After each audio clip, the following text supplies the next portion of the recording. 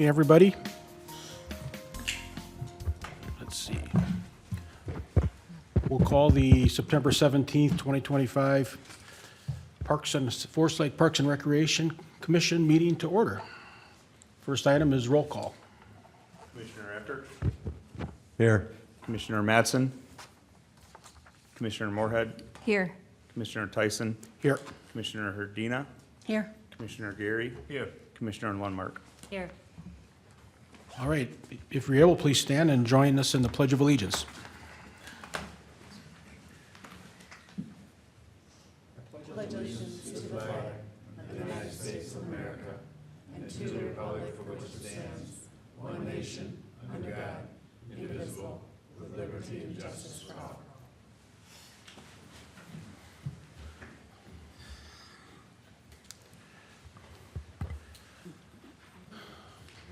Okay, next item is approve the agenda. Do I have a motion? So move. Moved by Tim, seconded by Karen. All in favor? Aye. The agenda is approved. Open forum, citizen petitions, requests, or concerns. Do we have any cards, Kyle? I have no one that signed up. Okay. Move on from that. Item 6, approve the minutes from our August 20th, 2025 Parks and Rec Commission meeting. Mr. Chairman, I would approve the minutes with a correction. Okay. The correction being down at the commissioner updates where it involved my corn feed, and I'm so impressed and happy what we do. But it says on there that Member Moorhead said only commissioners should be volunteering. And I didn't say that at all. I said that they should be asked first. And if we didn't have enough, go outside and get other volunteers. So if that could be corrected, I'd appreciate it. Okay, I have one other correction, just for the record. It shows me as present at the August 20th meeting, but I was absent, so just for the record. Okay. Kyle, do you have those two changes? Yep. Okay. Any other changes to the, thanks for that, Sue and Karen. Any other revisions? I move approval with the corrections. I'll second.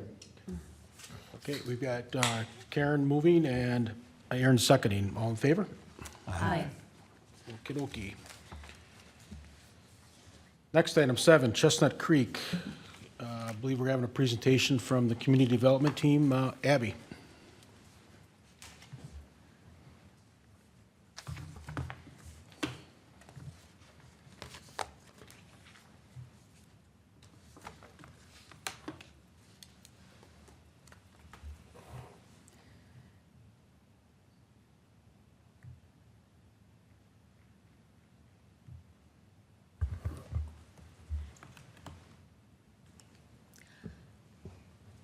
Thank you, Chair Tyson, members of the Parks and Recreation Commission. For those of you who don't know who I am Forest Lake's Community Development Director. So I help, my name's Abby Whitman. I help oversee planning, zoning, code enforcement, economic development. So tonight, you have a couple applications before you of land development applications that are going through a platting process. And part of our plat review process is your body, the Parks and Recreation Commission, takes a look at the preliminary plat to determine if there are park and recreation needs as part of this land development, and you make recommendation to the City Council. Just also want to take a minute to introduce our new Assistant Community Development Director, Stephen Gilmore.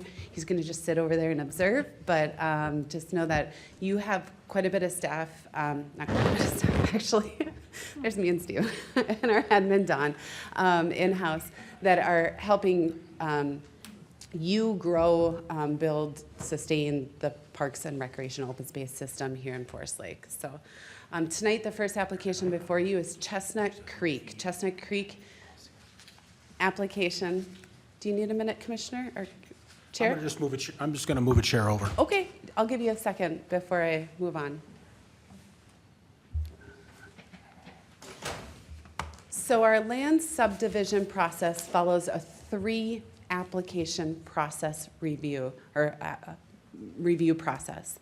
The first application is a concept plan. The second application is a preliminary plat, and then there's a final plat. well-concept plan was also to come to the Parks and Recreation Commission. You guys were like 1 month in, and the concern was at that point, because of this application, a few of the applications we've had, the concern was that the Parks Commission wasn't quite prepared to make comment in your first meeting. Tonight before you, though, as preliminary plat. We look at preliminary plats as the kind of meat and potatoes of land development. This is the time that we're really looking at the land development that's being proposed and looking to see how does it conform and not conform to the city's codes, standards, and so forth. So the preliminary plat tonight for Chestnut Creek is before you. There's a few applicable regulations that come into play when you're looking at development applications. Minnesota State Statutes 462-358 gives the city the right to require parkland to be dedicated at the time of land subdivision. So essentially, at the time that we want to take 100 acres or 10 and make 100 homes or 1,000 or 10, that dividing up the land is the time in which the city can ask for parkland. And the big thing to ask for, or the big thing that the state requires, is that there needs to be some nexus. There needs to be some proportionality to which we would be asking for parkland. We need it for some reason. The statute also allows us to have ask for cash in lieu of land, or a combination of both. There are circumstances where land for parkland is not needed, not required, there's an excess, maybe there's, for whatever reason, we can accept cash on a fair market value or a per lot. The determination of cash is a very individualized assessment. Very traditionally, the city has in its fee schedule $2,500 per lot, but the way the statute is written and the way the city's ordinances are written is we can ask for more cash above the $2,500 if the fair market value of the land exceeds that $2,500 per lot. I'll kind of get into a little bit here the city code section 152. That's our subdivision regulations, which empower the city to ask for land as part of the subdivision process. Again, there's that essential nexus requirement. Is this ask bear a rough proportionality to what the developer wants to do? In our code, we separate land dedication requirements out by land use. So land that's dedicated or being developed exclusively for residential use would be required to provide 10% of the land area for parkland, open space, recreational needs. Non-residential uses, 5% of the land area. And then mixed use goes based on the percentage. If you have a 50 residential, that 50% residential is 10% of that area. And then if the other 50% is non-residential, it's 5% of that land area. We talk about that cash again. We're talking about the acceptance of cash in lieu and fair market value. We look at that 10% too. We take that 50, area, 50% of the area, take 5% of the value of that is one way that we can do that assessment. So Chestnut Creek is an interesting neighborhood and an interesting application before you, and I sincerely hope this is the hardest one you ever have to go through. Chestnut Creek was approved as a planned unit development in 2016, so 10 years ago. The city of Forest Lake, then city council, approved the planned unit development for 114 acres to have 220 homes on it. The project is always designed to have 2 phases. And before you tonight, you see the first phase highlighted in green. That was approved in that 2016 approval. And that planned unit development and that preliminary plat approval gave this land some rights that are not traditional if we're just working with vacant land now. Essentially, that planned unit development says, hey, landowner developer, you can build 220 units on this property in this fashion. And that is what we call a vested land right. Those vested land rights run with the land forever. And at the time, what was the former Parks, Lakes, Trails Commission, recommended that no parkland be dedicated for the all of Chestnut Creek, that the city accept cash in lieu of land dedication. And at the time that the city council approved it in 2016, the city council upheld that recommendation. In other words, in 2016, the city approved the Chestnut Creek neighborhood, both phases with 220 units, to not have any parkland associated in this neighborhood. Tonight before you is the proposed plat that would finish off the phase 2. So again, we're going to go back really quick. Phase 1 in the green, and then everything that's on the kind of north and the west would be considered for, I think I put in there, I have I have a slight issue. The phase 2, it's not 108 units, 119 lots on the 58 remaining acres. As proposed, the application before you tonight does not show any parkland to be dedicated, because the proposal before you tonight is taking those old land use approvals and bringing them forward and asking the city, may we move forward with the second phase of this development. So no matter what kind of land dedication you're looking at, what you really want to be looking at is what are the guiding documents, city plans, and policies that say should parkland be here or not. Currently, the existing 2040 comprehensive plan calls for parkland in the area, and I don't think, oh, it does show up there. Right in this neighborhood, we do identify for a future neighborhood park. For reference, Chestnut Creek is just to the north of that circle. The circle is not 100% prescriptive. It essentially says, we'd like to have something there where we'll figure out through these land subdivision processes. Additionally, in your draft Parks, Trails, and Open Space plan that you're going to be looking at updating, we do address that traditionally Parkland was developed in what is a half-mile service area. Can the neighborhood be serviced within 1/2 mile of this park? Or within 1/2 mile of this neighborhood, is there a park that can help that neighborhood? When you look at the park or the half-mile service area, Chestnut Creek is right in this area, which if you look at the kind of historic way that we look at parkland needs, it would be serviced by one of the other neighborhoods in the community. Understandably, again, that's within a half-mile service area. Your new park plan, draft park plan, does indicate that the city should be looking at the 10-minute walk shed. The idea that maybe a half mile might be a little excessive. Maybe we should be looking at creating parks, trails, open space features within a 10-mile walk shed area. If you look at that, then you can see Chestnut Creek, that's where those existing phase 1 is outside of that 10-minute walk shed area. So tonight on the dais before you, you do have 2 sets of public comments. The Planning Commission did hold a hearing last week before, don't remember the public meeting week, lots of meetings.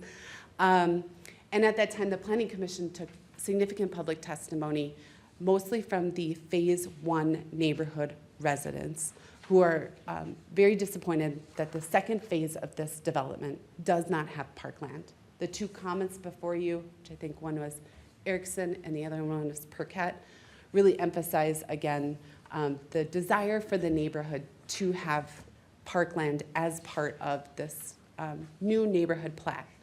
Staff is very sympathetic and empathetic.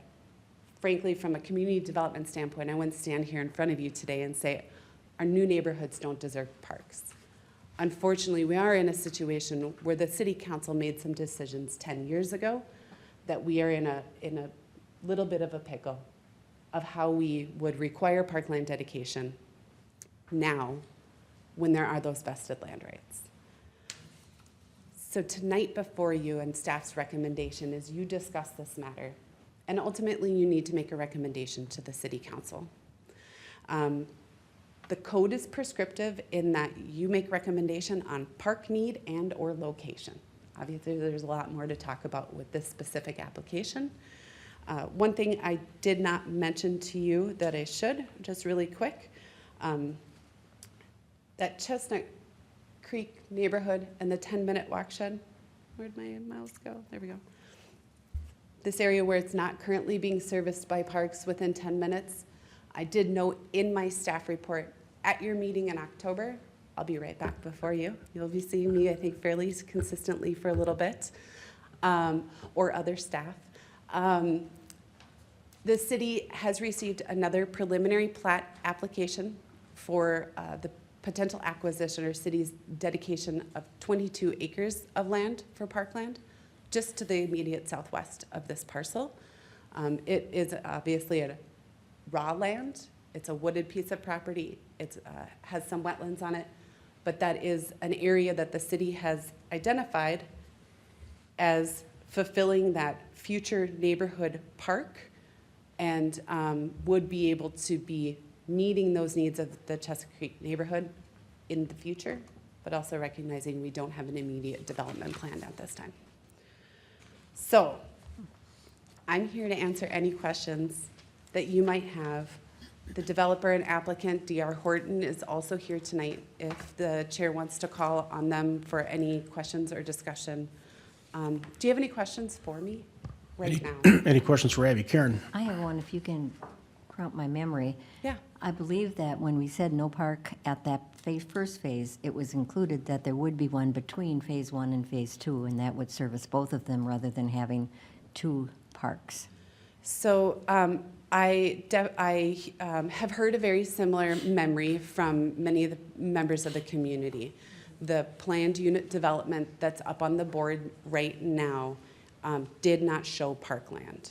So even though I think definitely the developer had said at some point or another to the city and maybe residents that there would be future parkland, when the council approved the planned unit development, it did not include any parkland dedication requirements.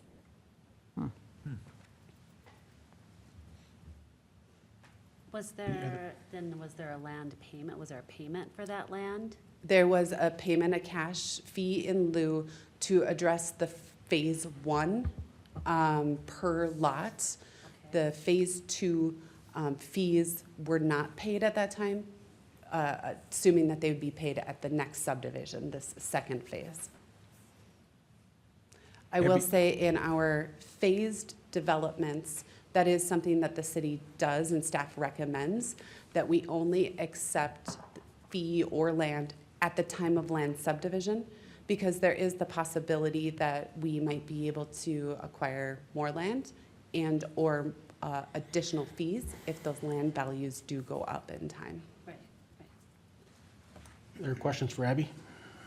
I know, I just feel that since that statement was made there, the developer and the neighborhood would certainly have had the opinion that they were going to have a neighborhood park in the middle. So is that what they were maybe at the planning commission saying? Because it was, I cannot find any map or plan submitted into the public record through the process with the planning commission or the city council that ever showed park land for it. And I can see why, because it was all to be determined when the next phase was approved. Yes, but this is the layout that we see on every plan to the planning commission and city council. So is it too late to make that a requirement for Phase 2, to have a park included? Currently, the developer has asked to amend the planned unit development. So again, that 2016 approval of the kind of blanket development. Arguably, when you go to amend a planned unit development, the developer would like to make variations to the lot sizes, widths, those sorts of things. The city could ask then for additional public amenities. It's a great question you bring that up, Commissioner Gary, because when the Planning Commission did take a look at this and took public testimony, the Planning Commission is very sympathetic, as I'm sure all of you are, to the existing neighborhood, as am I. I don't want to say like I'm not. But the Planning Commission's recommendation to the City Council is to deny the planned unit development amendment on the basis that no additional public amenities are being proposed in the amended development. Essentially, the planning commission was looking out for you and saying, and looking out for the neighborhood and looking out and saying, hey, if you want to amend that plan we agreed to 10 years ago, great, we do too.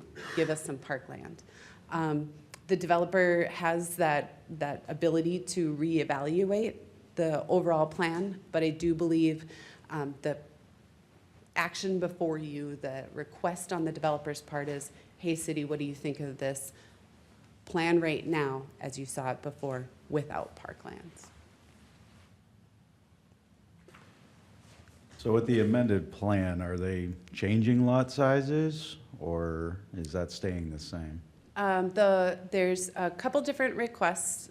The one request, so it's a little bit tricky, and forgive me, Commissioner Eckert. Yes, ma'am. Okay, thank you. I don't want to get too deep in the weeds about lots, but at the time the development was being proposed, the minimum lot size was 12,000 square foot per lot. The city's planned unit development overlay on this whole neighborhood, phase 1 and phase 2, said your lots can be as small as 7,700 square feet. Since that time, the city has amended the minimum lot size for the MXR1 zoning district that would now allow for 7,500 square foot lots, but the developer is asking for lots that are 7,100 square feet. They have indicated there isn't that many, and it is quite possible that they would withdraw that request. Additionally, the minimum lot size in the MXR1, minimum lot width in the MXR1 district is 65 foot width. The developer is asking for 55-foot width lots.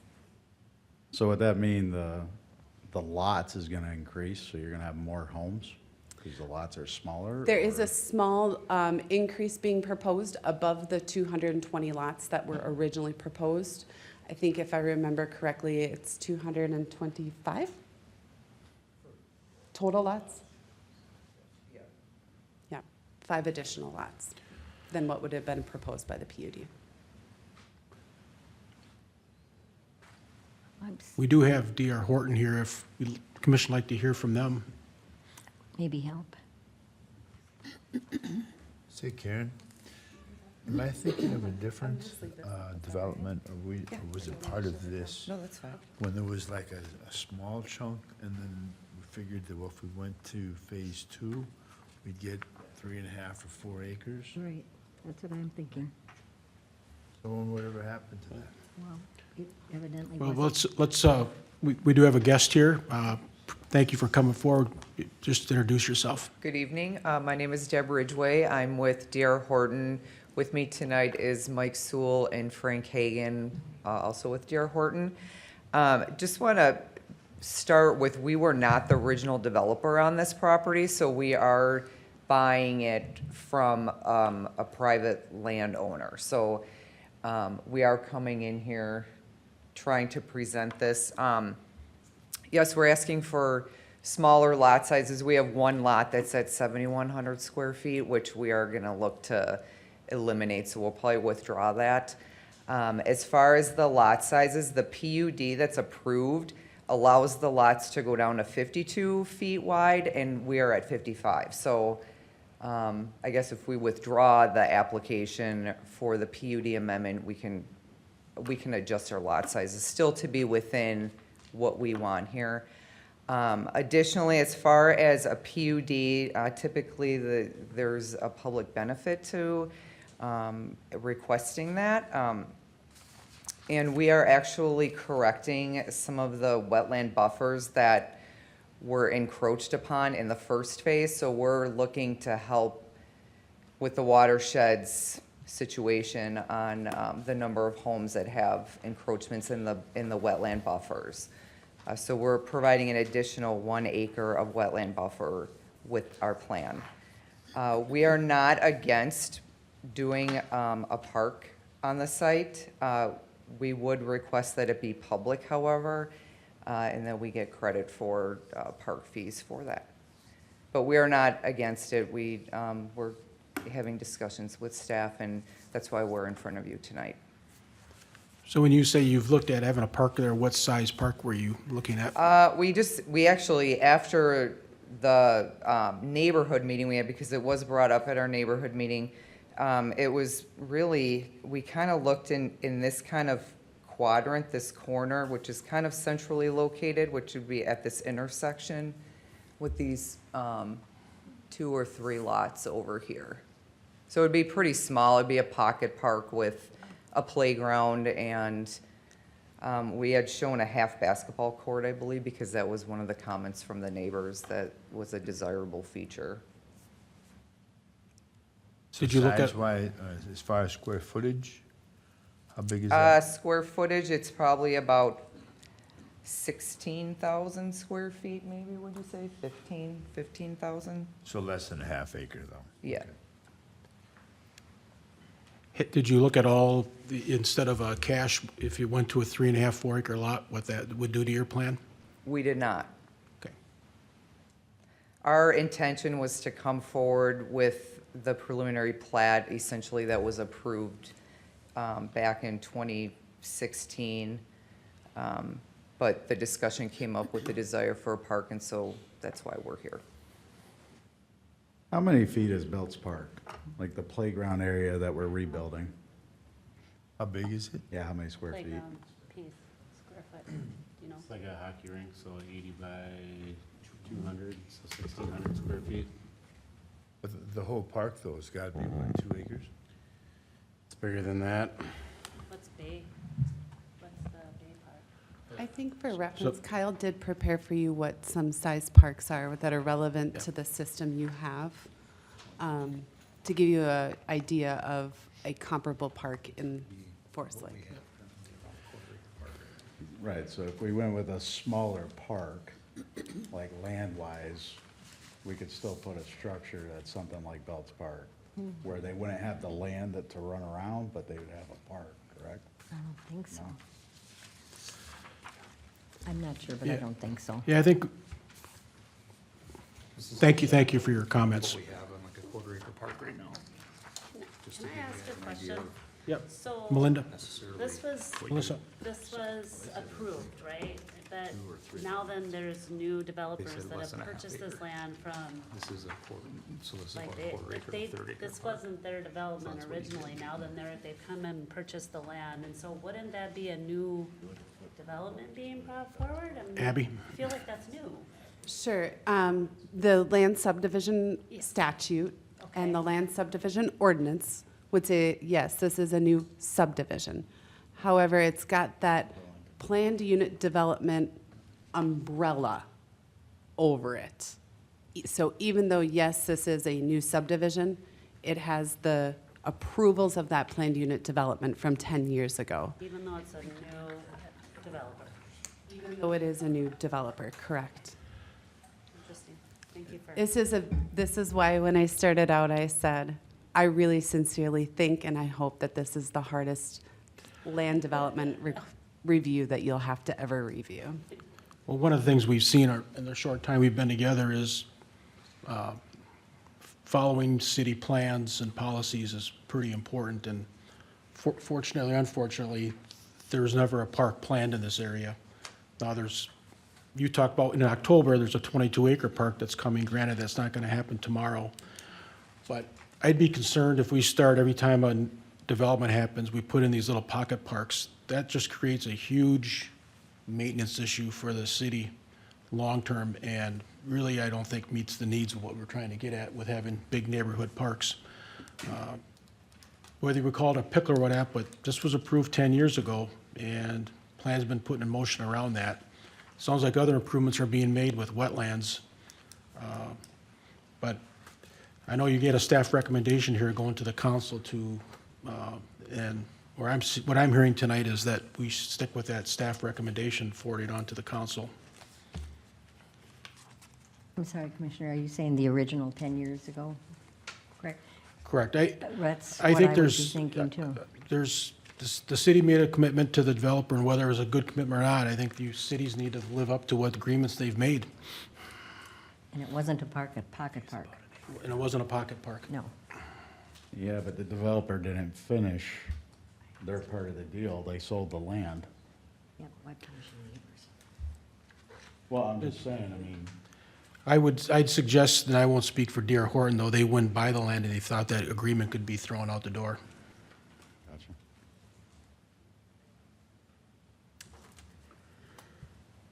I don't know if there's we want any more discussion on this, or somebody would like to make But I a, guess I'm just kind of confused by the disappearance of that park that had been talked about at one point in time.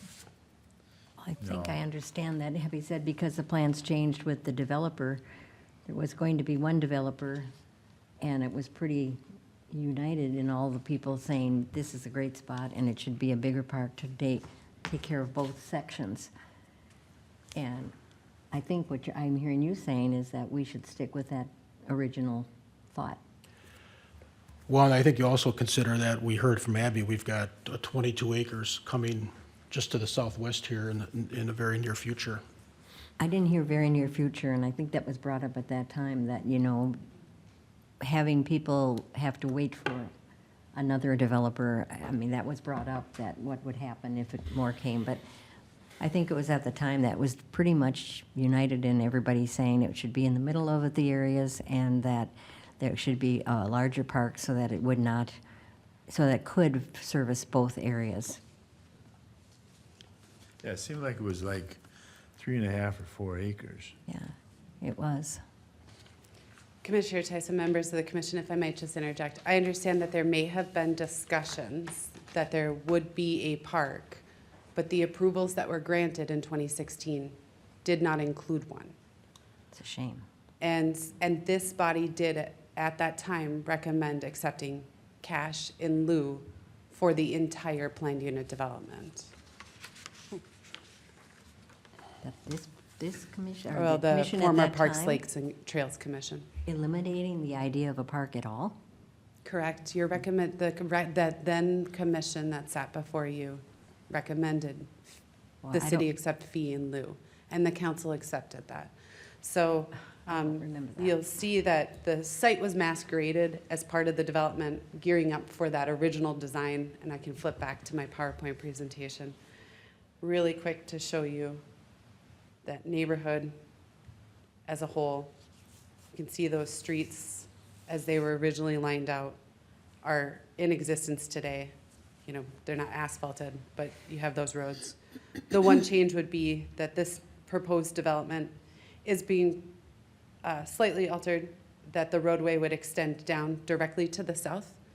And that direct south connection, though it is one property owner over, leads right into a property right now called the Sheelander property. That property is not being proposed to be developed at this time.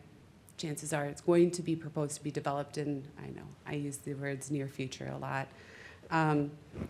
But that will be directly connected to the area that the city staff has been in discussions with on Amberley Woods, this property here, where we would have that 22 acres.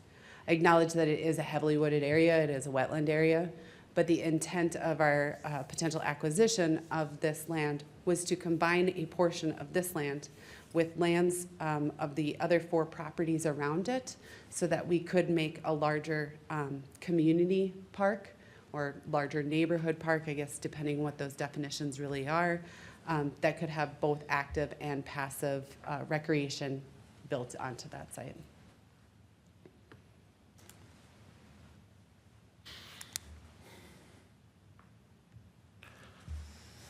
I could Any make other questions for Abby, or, a recommendation and just see where it goes. okay, Karen?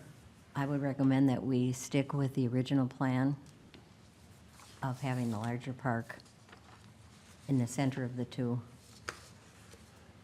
and working it out with the developers if that need be, or, you know, shame on us if we were supposed to do something else about making it a commitment, but we didn't have the right to make it a commitment at that time.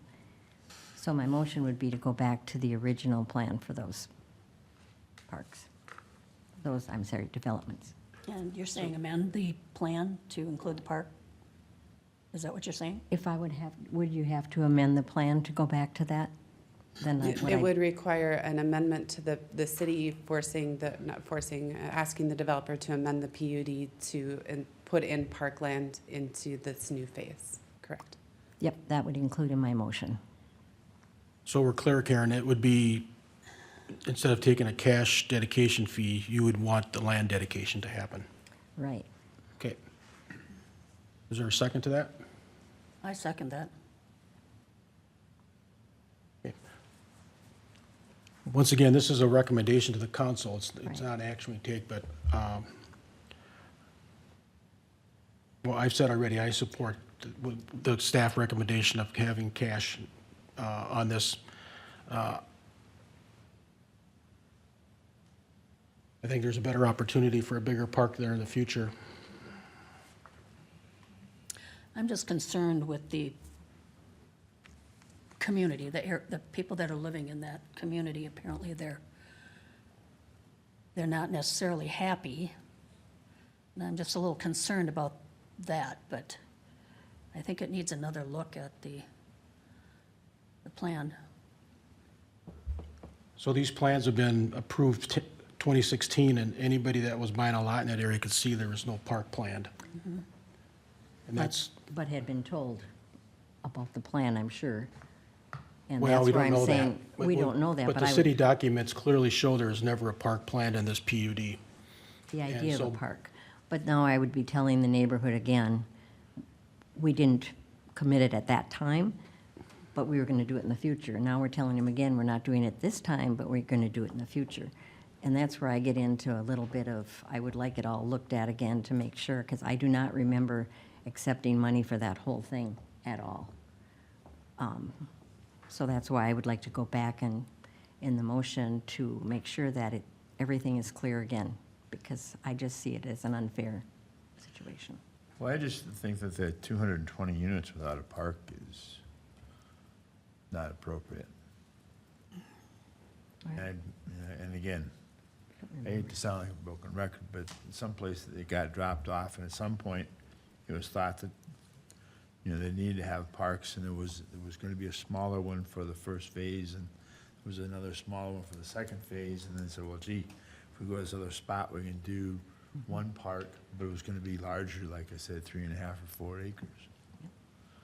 And, and now don't have a park, plus they want smaller lot sizes, doesn't sit good. Well, I certainly respect you and Karen were here before, but all that we've got to go on is the record of what was approved and documented. Yeah. And no park was ever documented that would be put here at any time in the future in this.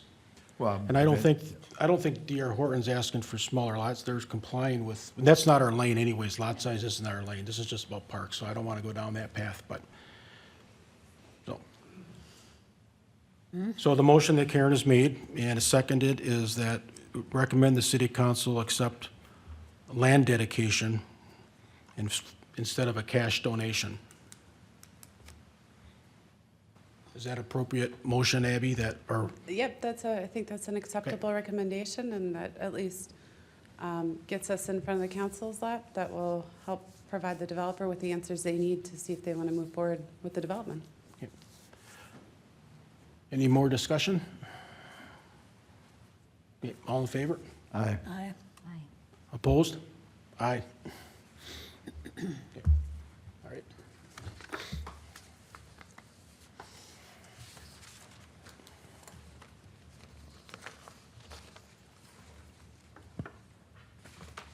Thanks for coming out tonight.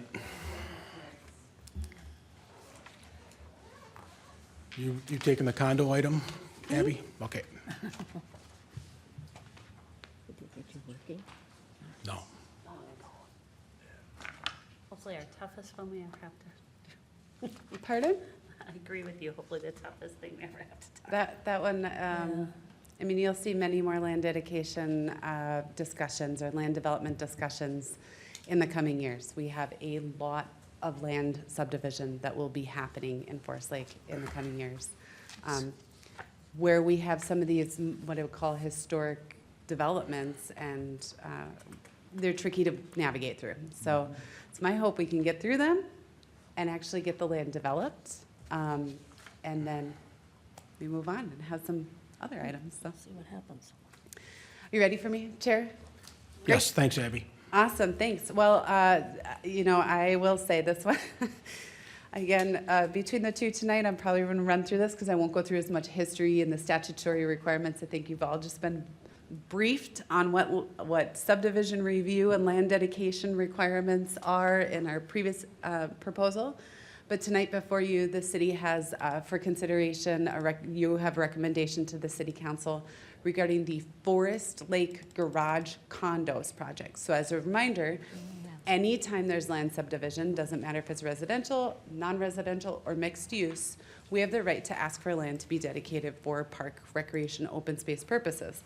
Tonight, along Forest Road for your consideration is the Forest Lake Garage Condos, which it would be a non-residential development plat that would consist of quite a number, 100 plus, commercial condo units. So garage spaces, sometimes they're called man caves. I don't want to offend anybody by saying that, but I think we all kind of think we know what we mean when we're that. And this is a land subdivision process. So in that, not only will the developer be coming forward and platting up each of these buildings, but then those buildings get platted up even more.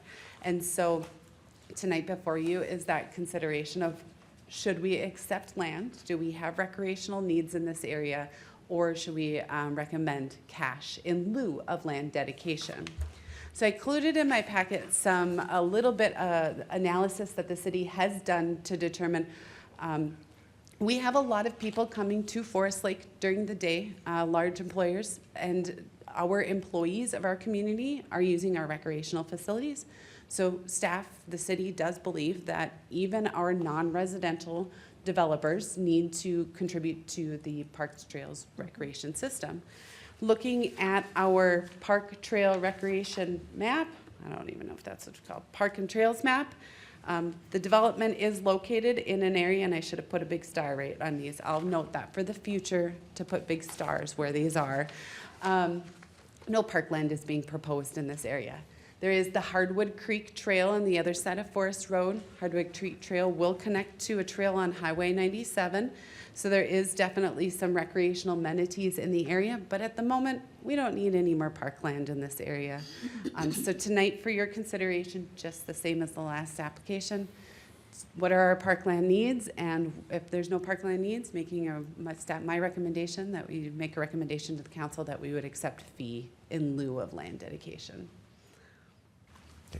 Thanks, Abby. Any questions? Questions for Abby? I will say the developer is also here as well, if you have any questions. So I'm just trying to understand the layout. So it's Sure. right on the other side of the airport. It's just on the north side of the airport. So there's nothing that we have anywhere near that anyone would need a park. No, it's essentially. the airport, this property, and then interstate companies.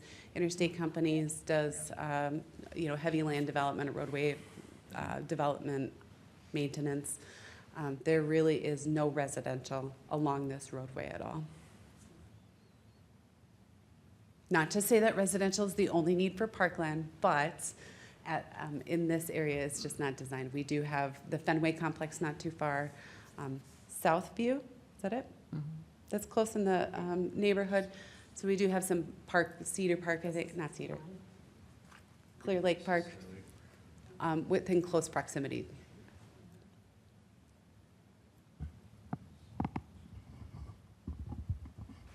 Thoughts? Any questions, comments? Like this one. Abby, do you know what the right where cash, she's- what is the cash donation amount? Has that been calculated?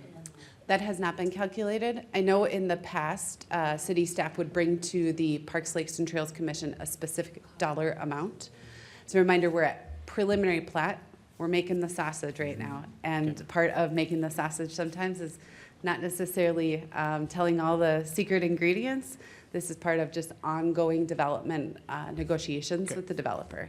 So it's my recommendation, we don't have you recommend a specific dollar amount, but we would bring that dollar amount back to you and give you that update later after the dedication had occurred. Karen? You would appreciate us recommending that there are no parks necessary there and suggested a cash donation. Correct. My recommendation, should anyone want to make a motion, would be to motion to recommend the city council accept fee in lieu of land dedication for the Forest Lake Garage condos. Somebody like to make that motion? And if so, you could just say so moved. So moved. All right, Melissa makes that motion. I'll second. Aaron seconds it, that the commission recommends to the city council accept the cash dedication fee in lieu of land for the Forest Lake Garage Condos plat. Any more discussion? All in favor? Aye. Aye. Great. Opposed? Okay. Thanks, Abby. Thank you, Thanks, guys. Abby. Good evening. See you next month. Sausage.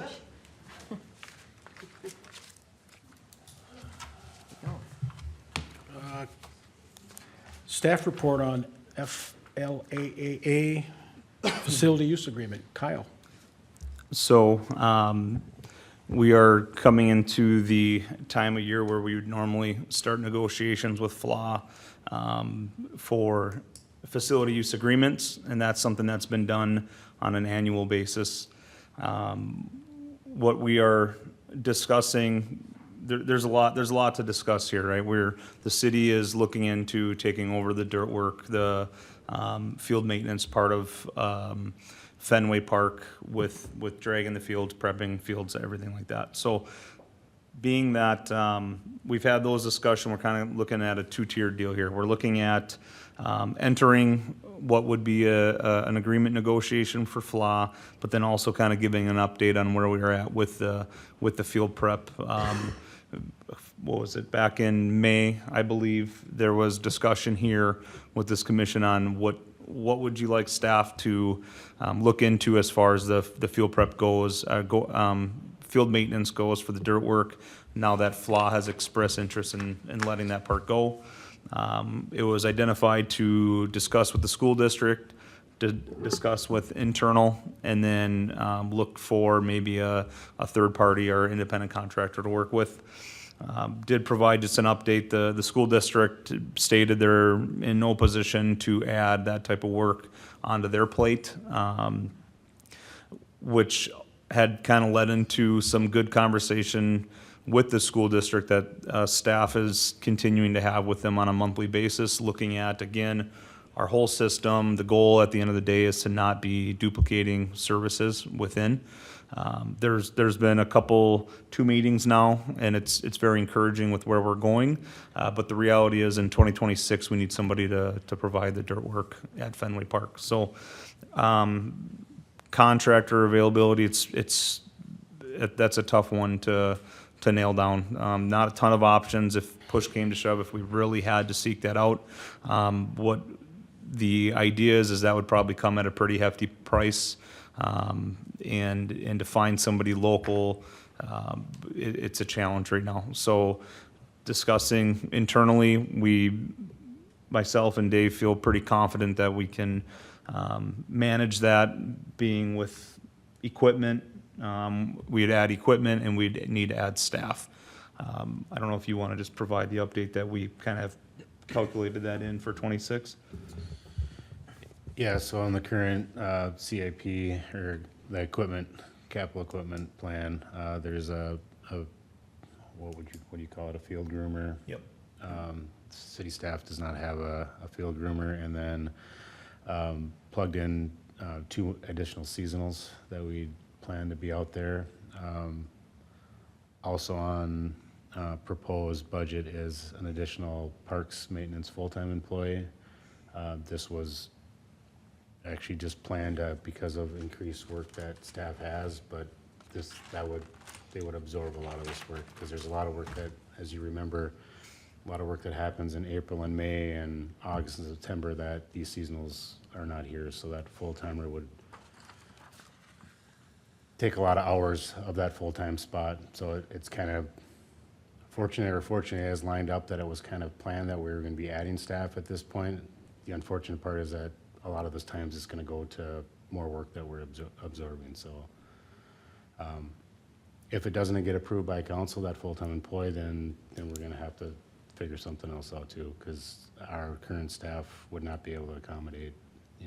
We can add seasonals, but it's those outside portions that we can't accommodate. So it's somewhat in a work in progress. We're positively thinking that that position would get approved, and we're planning that that position would be there as we start planning on doing that maintenance, but we're just not 100% that we'll get the equipment and that staff. But overall, Kyle's correct. The school district can't do it, and if you contract it out, from what we get for per field rates, it's gonna be astronomical to take care of just Fenway Fields itself, not alone cooling camp and Schilling and all these other fields we have as well. Conversations with FLAAA have been pretty positive with the whole picture. Again, they are the ones that brought forward that they would want to stop providing that service. So there's nothing here that's rubbing elbows by any means, and everything's kind of on the up and up. The biggest thing, and this is kind of the twofold part, is we're getting into this time where FLAAA does do their budget in October. So we would like to provide them some kind of number of what we're looking at for charges. Something I added in this report is just there's been a wide range of costs that have been tied into services provided out at Fenway Park for FLAAA. Again, really FLAAA is housing the youth traveling sports, right? Those prices have ranged anywhere from $17,000 up to $75,000+ that they have had to historically pay for services. Back when an independent contractor was taking care of those fields, I think costs were upwards of $75,000+. That was for all the field maintenance, for the chalking, for the field painting, basically everything that the city is going to be taking on. Currently, the 2025 agreement had FLAAA paying $28,000, $28,500, I believe, for their usage, and that was for the park usage. One thing that we want to note is that the Fenway Fields, those are a specialty use.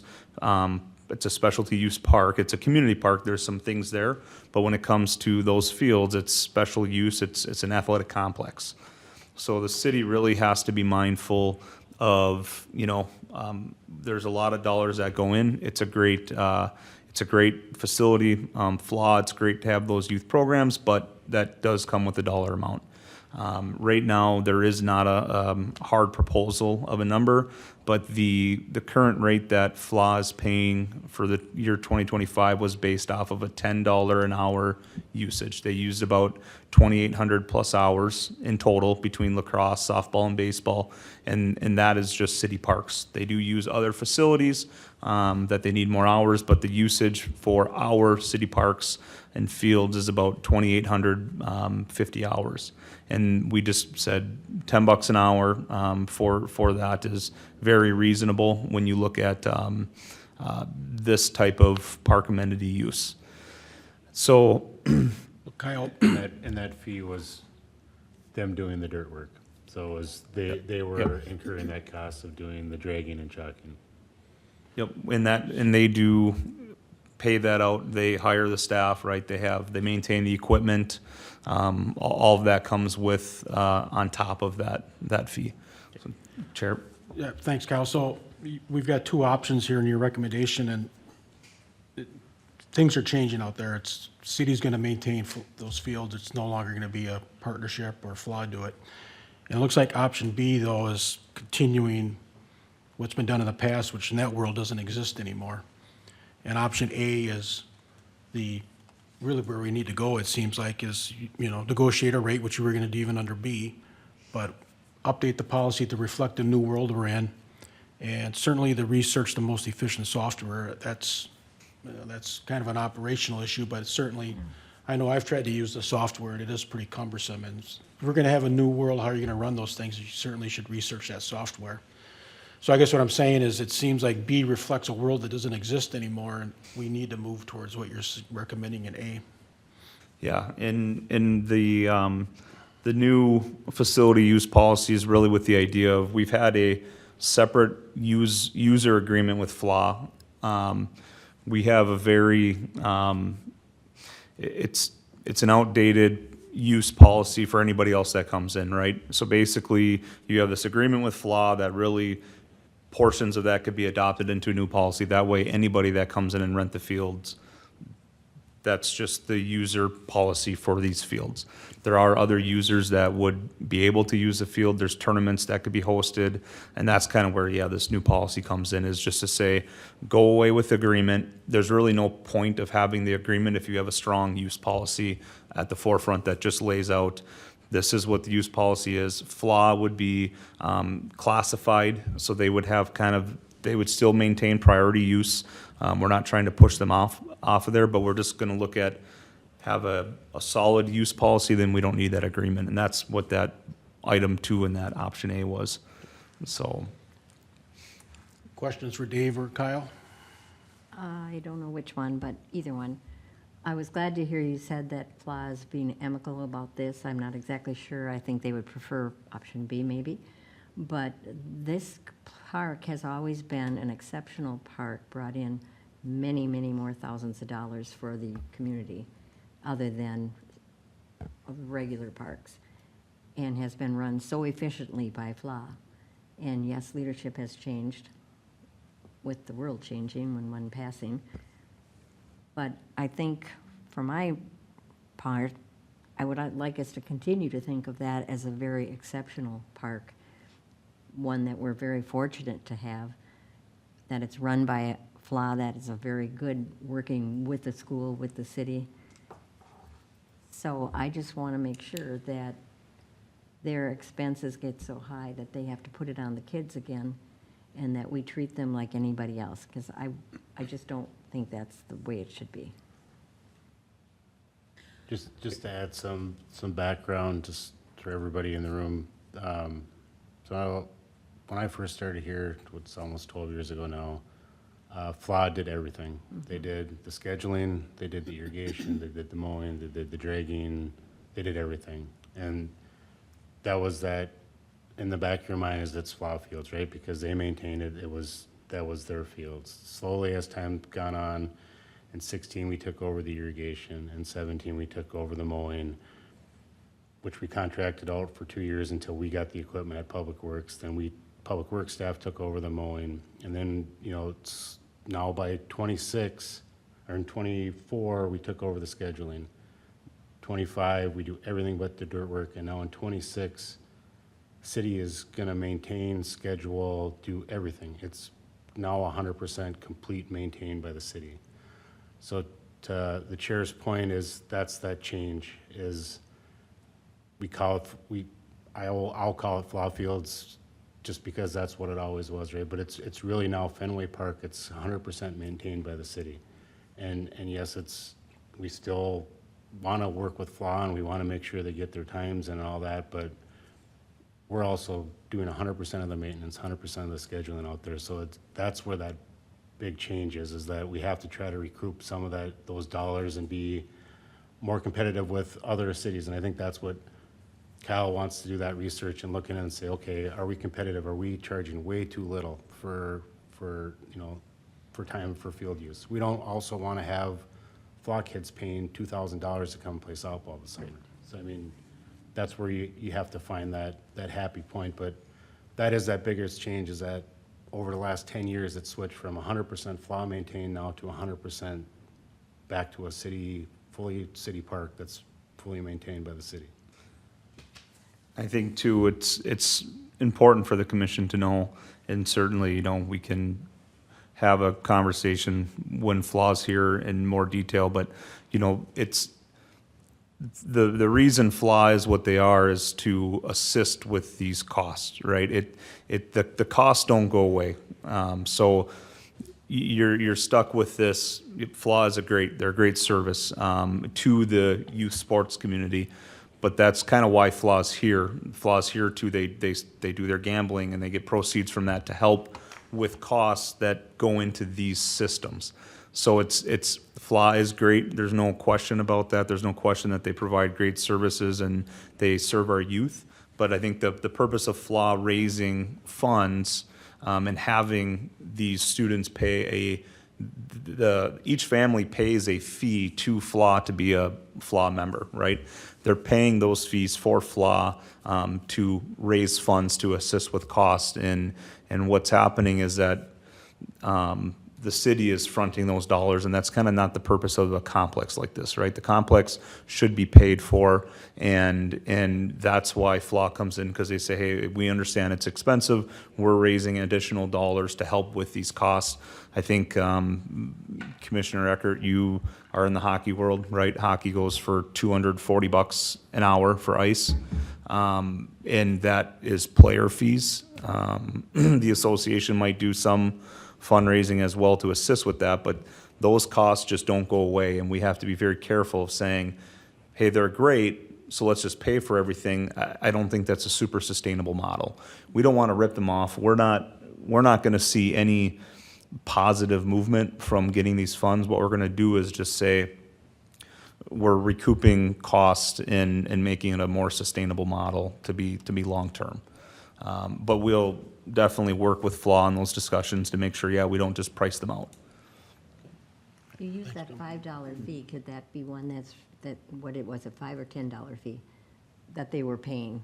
$10 an $10? hour. Could that be raised up? I mean, The hourly rate that that's what we'll end up entering discussion with them, yep. It'll be good to hear what they have to say and So, and working together. just right now, like the city, we figure between Cooling Camp and Fenway, it's about 190,000 plus between equipment, staff time, just general maintenance out there, right?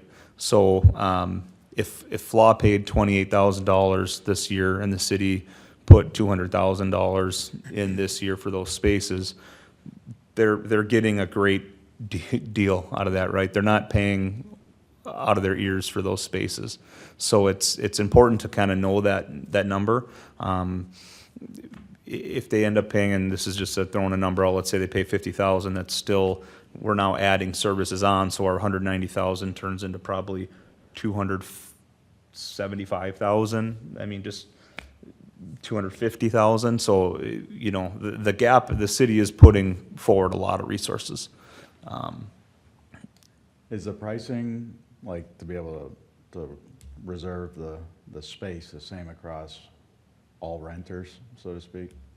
So does FLAA pay the same as, say, a group coming from Blaine wants to reserve the fields So right now, rate, or is there an option to be able to have FLAA, you know, we're not trying to make a profit as a city. Yep. We're not trying to earn money, so I just need the bare minimum to operate and cover costs for the city, whereas, hey, people come in from outside, at that point, your rate is different to be able to reserve it, so the city can earn some money, I guess, so to speak. so currently, if you were just a person walking off the street that said, I want to book Field 1, you're going to pay $45 an hour for Field 1.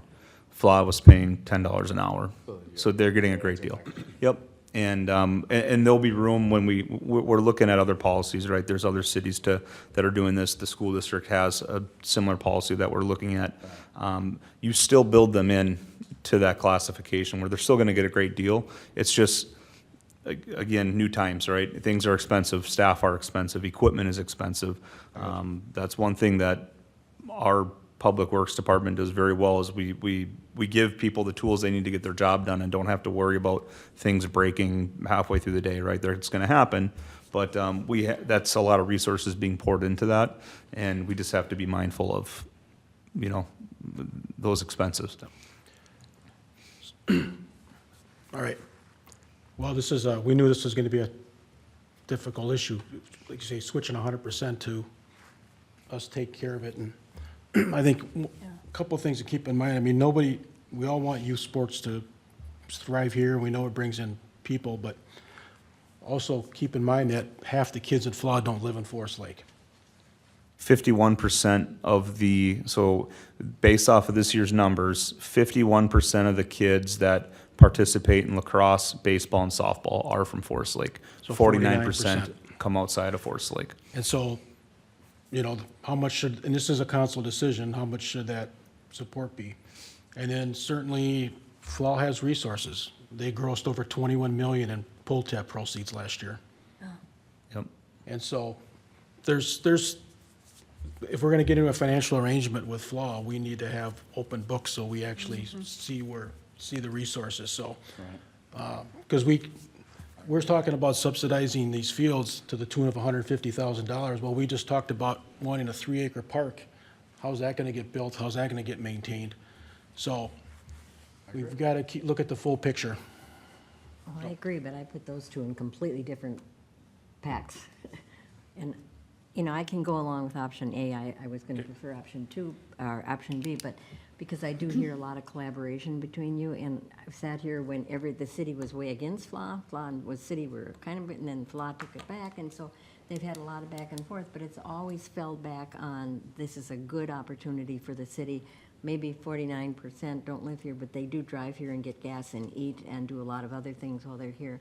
So I don't think we want to lose the value that that complex brings in when we're in negotiation. But it sounds to me like you're working with FLAAA, and it would be very important for me to come back and they say, we're all on board.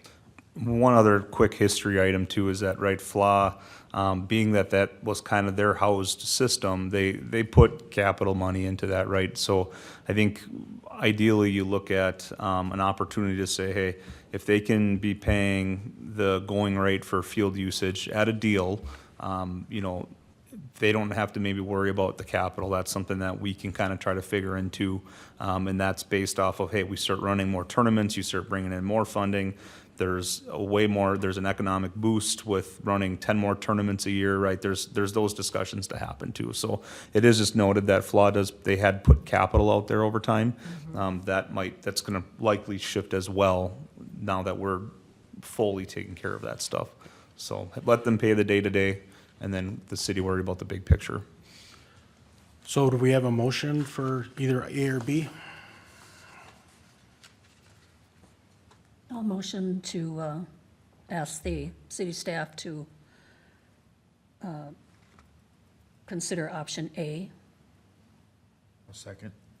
Okay, motion by Sue, second by Tim for option A in the recommendation. All in favor? Aye. Opposed? All right. We have any easy items tonight? This next one, They're getting harder as we go. I know we haven't been here 7 hours, but the clock says it's 2:30 in the morning. Time flies, we're having fun. so, I'll wait for you, Chair. I'm sorry, go ahead, Kyle. We got master plan, park master plan scope of services. And we do have Josh here with Bolton and Mink, and I apologize for making him wait. I kind of thought maybe a couple of those points would go a little bit faster, but here we are now. So as discussed, we have our Parks Master Plan in 2022 sitting in draft, and part of that to get that moving forward is to reopen the items here within the scope of service to try to finalize this Parks Master Plan. And, Chair, as long as you don't mind Josh coming up and introducing himself. Absolutely, He can Josh. speak to some history, as he has Welcome. been around since the 2014 even. Is that? It's been a while. Good evening. Josh Shields, Principal Landscape Architect with Bolton and Mink.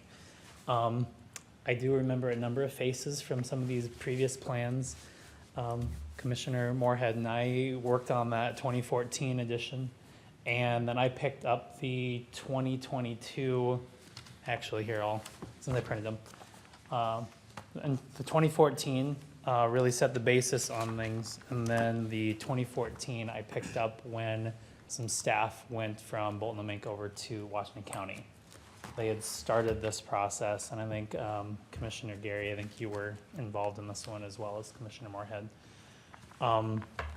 This one from 2022 was really left unfinished, but it looked at demographics, updating the general goals, trying to get a sense of the facilities, which, we were looking at some of the figures from the developments.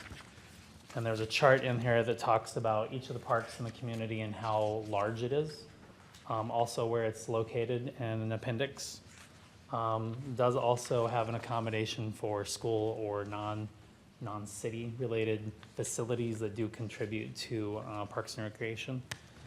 But then there are some definitions for the different types of parks and kind of what that means. And it's based on the National Recreation and Park Association findings. So it's streamlining that information together.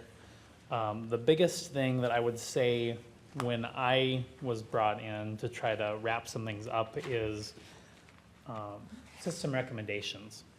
One of the biggest things that came out of that was the understanding that the 2014 plan developed the goals, the vision, did a lot of the categorization of parks, the data points, but it didn't necessarily streamline what's the commission do versus city staff versus council versus other entities. What are those partnerships?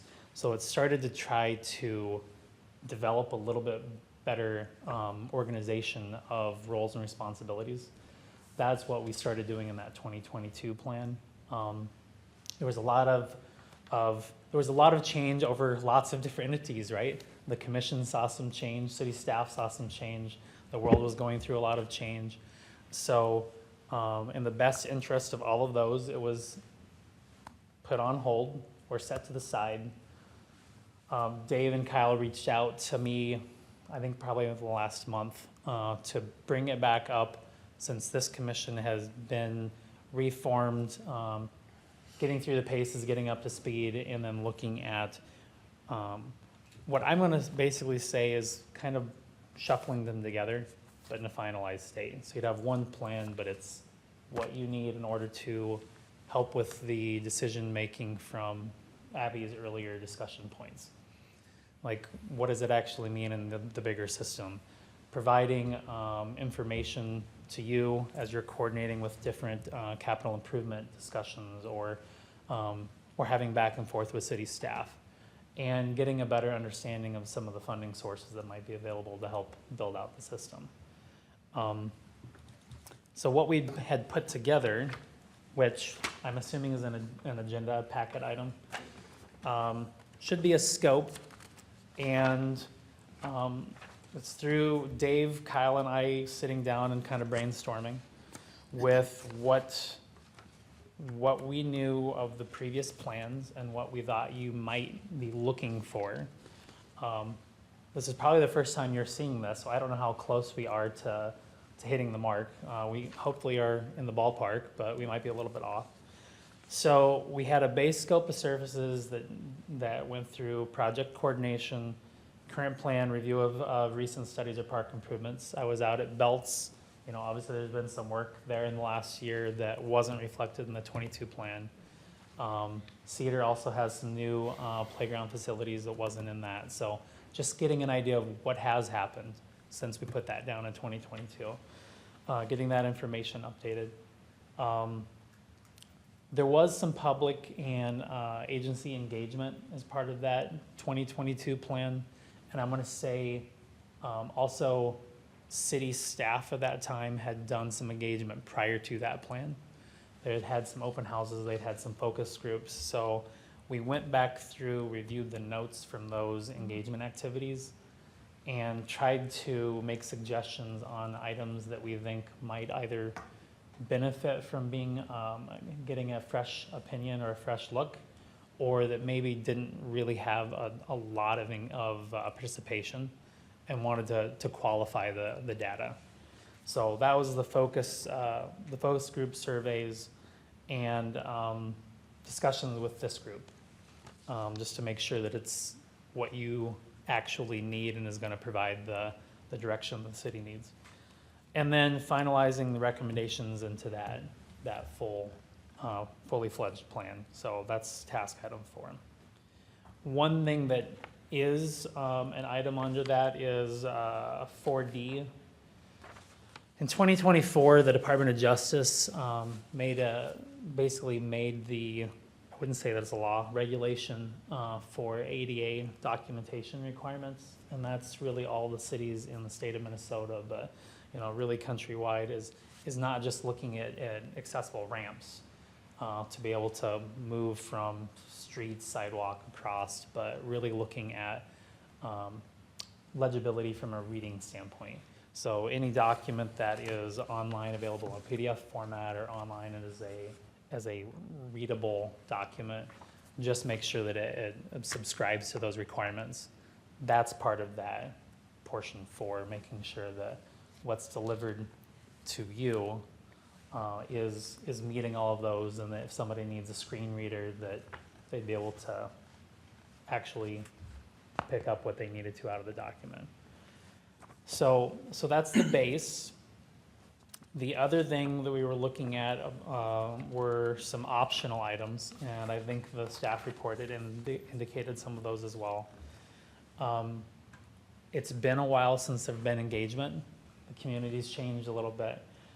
So we thought a community open house might be appropriate at some point, just to get consensus that what the plan is suggesting is supported by residents and business owners. What we were looking at in 2022 really was focused on parks. There was an aspect of connectivity, but it really did not look at trail corridors or connections from that perspective. So rather than having it as part of the base, we separated a trail search corridor mapping update as an optional item. Where that really becomes important is when Public Works is looking at projects that are transportation system related, and there's an opportunity to build in a trail or missing link. Oftentimes that's when those can happen. So it provides a little bit better direction on that. When some of the developments or opportunities for developments come up, if you know that you would like to get a trail connection through a tight spot and have it on a map, then that can be part of your opening negotiations along with park space. And then the city is required to basically update their comprehensive plan. I don't know if it's every 10 years, but every so often. So in some ways, there's an opportunity for some of this effort to kickstart what would be a requirement for 2028. So the hope is that we can pull a little bit additional effort maybe now that would put everything together so you could copy and paste it into the comp plan once that's ready to go, or at least for the parks and or trail system. So that was another optional item that we had included in there. So that pretty much hopefully brings you up to speed. That's the last, 11 years brain dump. No, thanks, Joshua. So we've got the base proposal, and then there's 3 alternate options that we can discuss. Guess the question for staff is, budget-wise, would you have budget if we did all 3 options? Yeah, so this would qualify for park dedication funding. So dedication that we've got, that we've taken from the grad condos or whatever ones we've taken in the past, we have a healthy balance, a little over $1 million in there of park dedication dollars. So this would be used because you're using it to plan future parks, future usage. So Okay. it would qualify as an expense, so that there would be budget in there to afford that. And just to add on, B and C, you're gonna have to do that anyway. So in 2028, we're gonna tell you you need to do it. It would be nice if we had it done, so when then Abby goes, where is this stuff? We say it's already here in the plan and it's done with. And that price, Josh will tell you it'll go up to, so in 2 years, I'm sure that 12.5 and 2,600 is gonna be a different price as well. And just to have that tied in with your master plan, really honestly makes sense, just to have it, get it, if you're gonna do the whole update, just get everything in there. Questions for staff or Joshua? He's absolutely correct, Dave, that comprehensive plan, it's not a if, you have to do it. And I like the trail search idea because as we deal with issues like we started with tonight, with plats come in, knowing where we want trails in the future, they're becoming more important than actually parks in some ways, at least to some people. Correct, it also helps with grants. If you have it on a plan Yeah. showing that this is gonna be a trail, when you're doing a road, you can apply for a recreation grant showing that it's in your plan, that you're missing this link, and it really scores a lot of points, knowing that you've planned for this, researched this, and it's all part of that, our pedestrian facilities throughout the city. And it certainly seems to make sense to have the community at an open house to get their feedback. So, but, Karen? Well, I'm just always appreciative of Bolton Mink and the detail and the care that they put into their plans for us, because they do an excellent job of it and are very good at trail planning and trail finding money for trails. So I just, again, appreciate the work they do and find no, I mean, if you're looking for a recommendation on this, or just, We are looking for it would be a motion to recommend to the city council approve the scope of services park system plan, base services development fee of $28,500, plus options A, B, plus option D, which would be all the above. be happy to make that motion. Okay, Karen will make that motion. Second. Second by Tim. Any more discussion? All in favor? Aye. Thanks, Joshua. Looking forward to working with you. Thanks, Josh. All right, item 11, Kyle and Dave's park updates.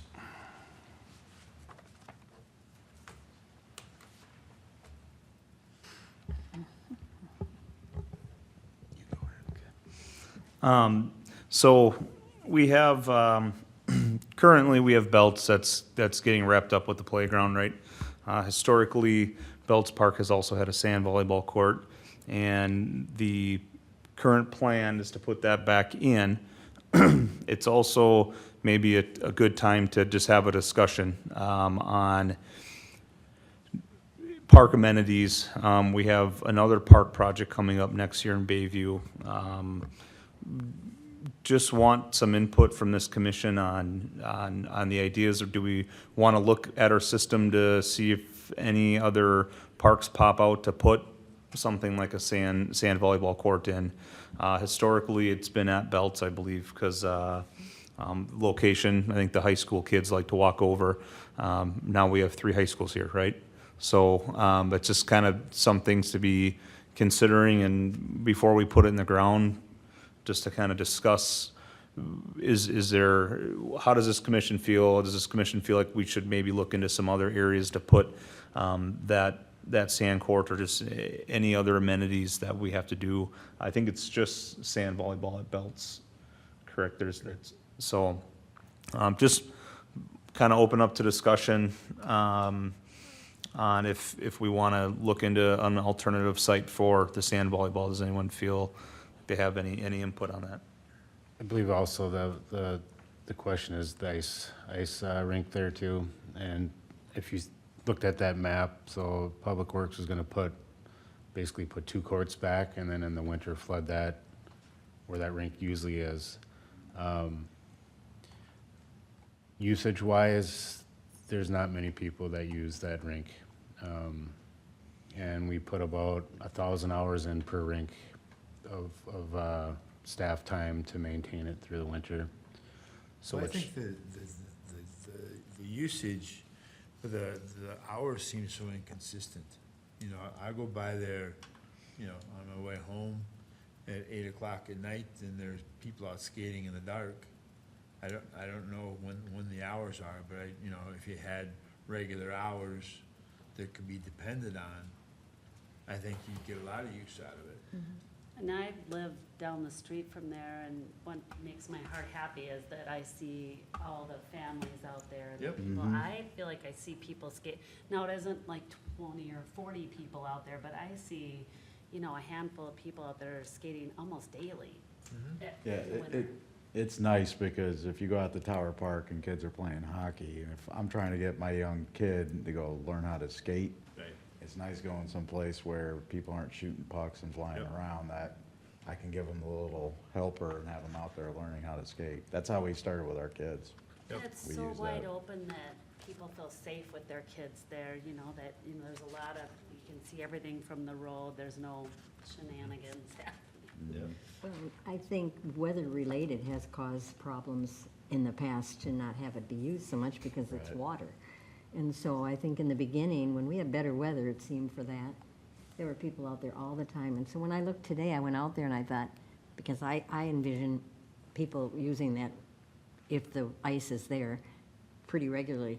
Is there just that one little road now, that one little strip of pavement that they can drive out to park there? They can't drive out there, it's a path now. The Parks Commission, or the city council voted down a parking lot, and now they park at the church and have to But walk. we used to have a drive that they could go in. Is that where that big hole is that we have to make all the little people happy More in? where the asphalt is, the asphalt walk. Yeah, they painted the parking, it's off the side of the road. It'll be all on-street Park's on the parking. road now. Well, I realize that, but I'm saying before, we did have a larger part, because when people go in there and the ranger wasn't on duty, they could at least sit in their car and put their skates on, the kids. And I didn't see any of that when I was there today. It seemed to me that now you're telling me they aren't even gonna use that one little piece of No, asphalt. yeah, because it was kind of brought to council that they didn't want a parking lot in that Yeah, park, so I'm not now even thinking of a parking lot. That was over here. I'm thinking where they were parking before over there. that would have been where the parking lot was. But that's where that little hole is too. And of course, that's gonna always be a real problem for me, that I don't know if we had to do it there, if we wanted to do it there, if we're gonna make it pretty there. But that little indent, I know you know what I'm talking about. It's something to do with Holding water, pond the or holding the pond. watershed. Retention pond. Never been there in all these years, and now because we put the other surface on the playground, is that why we were required to do that? Because we put the pedestrian facilities in, which then triggered square footage, which then requires treatment, which also we made it to the size that just in case at some time we want to put a parking lot in there, we don't have to rip the entire park up again to build another storm pond, so it's sized correctly. Give up on that. So Dave, I think you got your feedback on the hockey rink. Yep, It's gonna be there this year for sure. Yep, and that was this thing, it's not eliminating it, it was just a thought of, would you want it down at Lakeside Park, or would you want it at a Right. different area? If the consensus is, nope, keep it at Belts Park, we'll probably be coming back to and saying we need about $50,000 repairs at the warming house. Because we've been holding off on that, that was part of the rehabilitation of Would Belts. it be at Lakeside Park? Where are you thinking? Are you thinking? The center circle, you know, we don't want it on the lake. It used to be on the lake and the ice is just, well, you saw last year how half the lake ended up in the park, but that's those options if you have more traffic, that you use the park more year-round, where you have a skating rink there and that your trails are shoveled and you have a portable warming house that gets brought in the wintertime. Those are all discussions, but if the council or the commission is, no, 100% we want it at Belts, then we don't even need to explore those options. I just want to What- be sure that we have one. Right.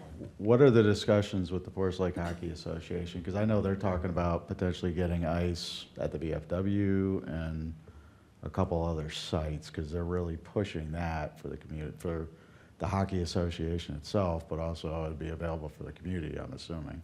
Yeah, so I have 2 points. I'll answer that first. So the association, they started renting ice last year with the city at Tower. Right. Discussions are right now is that they're likely gonna rent like Monday through Thursday night, 5 to 9, one of the rinks at Tower. So they're gonna be a pretty heavy user, weather pending, right? One other note that I wanna mention, Commissioner Gary, you brought up the hours. So last year was probably the first year we had those warming houses consistently staffed. They were open 7 days a week, basically 12 to 9, all 7 days. That's the hours. We did have tracking done on that, and that's where we talked about the usage being low. We understand people drive by and see people, but we do track that daily usage when the warming house attendants are there. And that's the point, is that those numbers are pretty low compared to when you look at like Tower. Obviously, there's 2 rinks, right? But that's kind of, when we see that, and when Dave mentions we put a lot of man hours into that rink, those are the conversations we want to have. Is it location? Could that be a driver? And so just note that's why, right? We have those numbers tracked. I do have them week by week tracked, so we can certainly, have another conversation about that. Again, this year, the rink's going to be at Belts. We will do our best to staff them 7 days a week, again, to have that consistency, and then we will still do the track. So we'll bring those numbers back to you guys in the late winter, early spring, and really do a over 2-year average. But just note that we do keep track of that, because again, that's a lot of resource going into those. The Hockey Association, yeah, they want ice, they need ice, and we know that, and we'll give them what we can. It seems like this discussion though little bit premature if we're gonna be updating this master plan. Because there'd be a discussion of, this is a classic example of what we want in each of these parks for facilities. But I think being, Dave, in your memo, it says the hockey rink's gonna stay there right now. We've got time then to, but I think you're hearing loud and clear, we wanna have a hockey rink somewhere. Yeah, I guess the only difference is if we're not 100% sure that we want it there, we won't put that sand volleyball, we would do that this fall. Okay. But if we don't, what was that? Are you saying that we're not liking the sand volleyball there? Because I have a strong feeling about it being there and. We might not just put it there. We might put it back kind of where it was or put it in a different area. We were But at putting, Belts. we would put that sand volleyball court in the spot where it's next to the warming house. So then in the winter, you'd flood a path to the, so you don't have to walk on skates, through the grass over somewhere else and where the lights are set up. So we're kind of try to multi-purpose one spot instead of, you know what I mean? And if we're 100% sure that this is where we always wanted this thing to be, then we'd put the courts in this fall, at least get the sand hauled in, and then flood the sand. If we're not 100% sure, we would just flood it over the grass like we have done every other year, and then talk about this more, which is fine too. Then, it's not like sand is super expensive, but it's also cost enough and the labor to put it all in if we decide later we want it moved. So the volleyball is staying at Belts though? The volleyball would stay at Belts, but we'd have to decide exactly where we want to put it. If we want to keep the rink there, then we'd put it where that red rectangle is. Right. And if we don't want the rink there, then that's up for debate. Do we want to kind of put it back where it was somewhere else to open up that green space? Back to the whole master plan thing of how you want we got the top tier of Belts done. Now you're down to the bottom tier of how we want that to look. Does that baseball field have baseball games on it? So FLAAA, baseball will not use that field, and softball says they can't use it because it's too small, which it could be used, but they choose not to. It's a nice neighborhood field. Yeah, It's a skin field, yeah. and you see families going up, with a pail and And pitching or. practices happen there. Yeah. The reason I ask is could put the volleyball court right there, then you've got, kind of people trying to play volleyball, and you got, their little kids, they're playing t-ball, they're probably not gonna hit them, but I don't know. And that's kind of why we want to have this discussion, because once we put something in, it's going to be really hard to move it, right? So that's why we want this overarching conversation of 100% the rink's there, volleyball court's going there, all right, this is where we're going to do it. If it's kind of like, hey, let's see what the rink usage is after another year of getting consistent hours. If we're getting 30, 40 people a week at Belts, which is kind of what our numbers are saying, we're averaging about 40 people a week. Tower, we're averaging 220 plus. So when you look at those numbers, that's a pretty big gap. Is it smart to have it there? Hockey versus recreation. There's two rinks at Tower, and one has hockey boards, so it's painted, red line, blue lines, and one is more often, just can skate around. So there are still recreation skaters at Tower. Yes, you see usually two pickup games going on. But just even the fact people do come down and just skate circles down at Tower without stick and puck, you're still getting that recreation usage. And that's just what we want to, again, have a good in-depth conversation, because once we put stuff here, it's going to be hard to move it. Now, are the lights being improved at Belts for the rink? Are the lights what? Are the lights being improved at the Belts at the rink? Yeah, so the little Magic 8-ball that got taken down because that's where the storm pond is now. So there'll be something that'll be attached off the building now, LED, so it'll be brighter than I using. guess that was one of the other things is that, the lights at the tower are nice and bright. You don't even have to know there's a rink there to go, there's something there that needs light. Whereas again, at Belts, the light's been kind of dark, so even on some nights that it's been open, you don't really know that it's open because all you have is a parking light or something. So I was just wondering if there's any way of improving the lighting over there.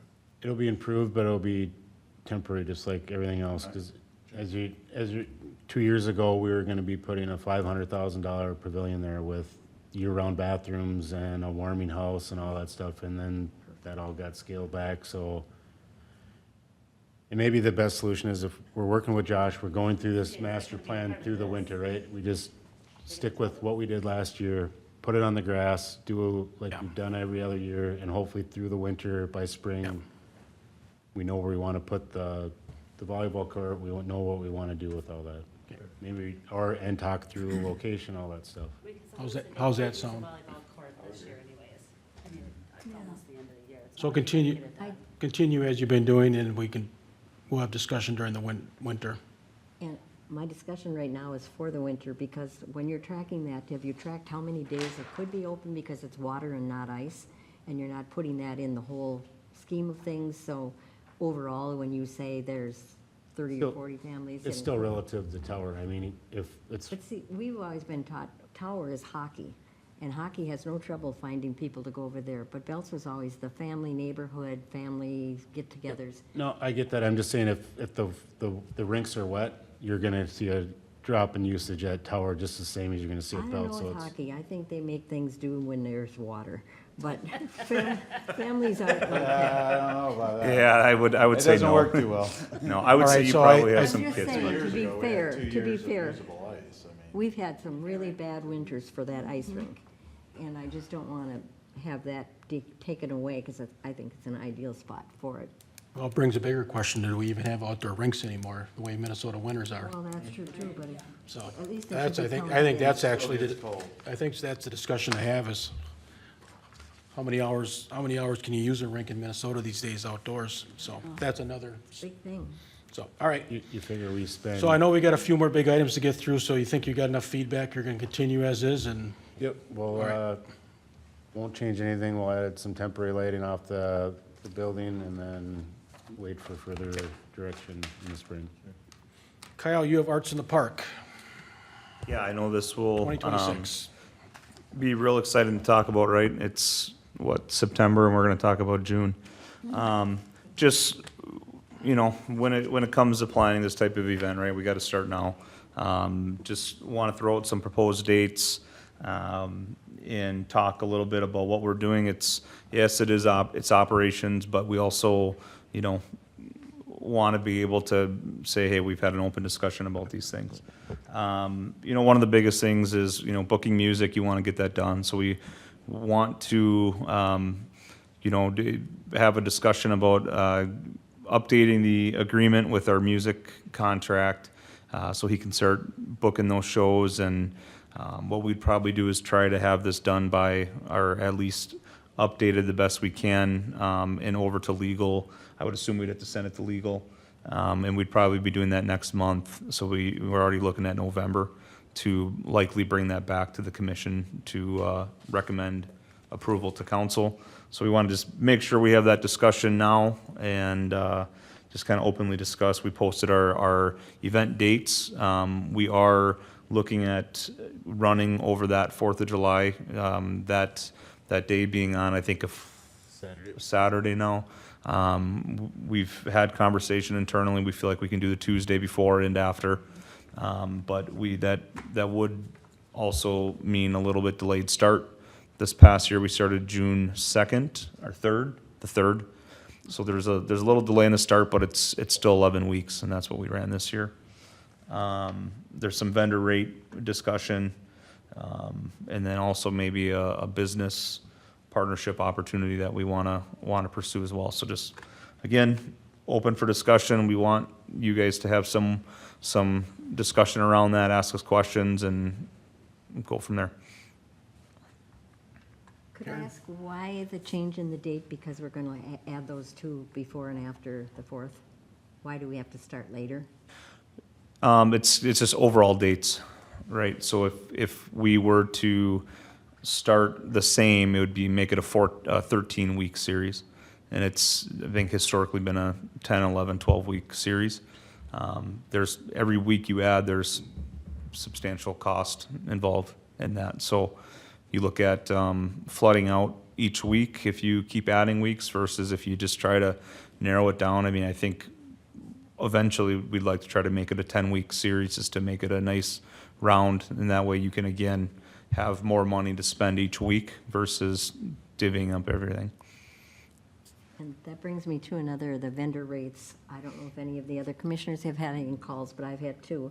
It went out to the vendors as a proposed amount, but it hadn't come here first.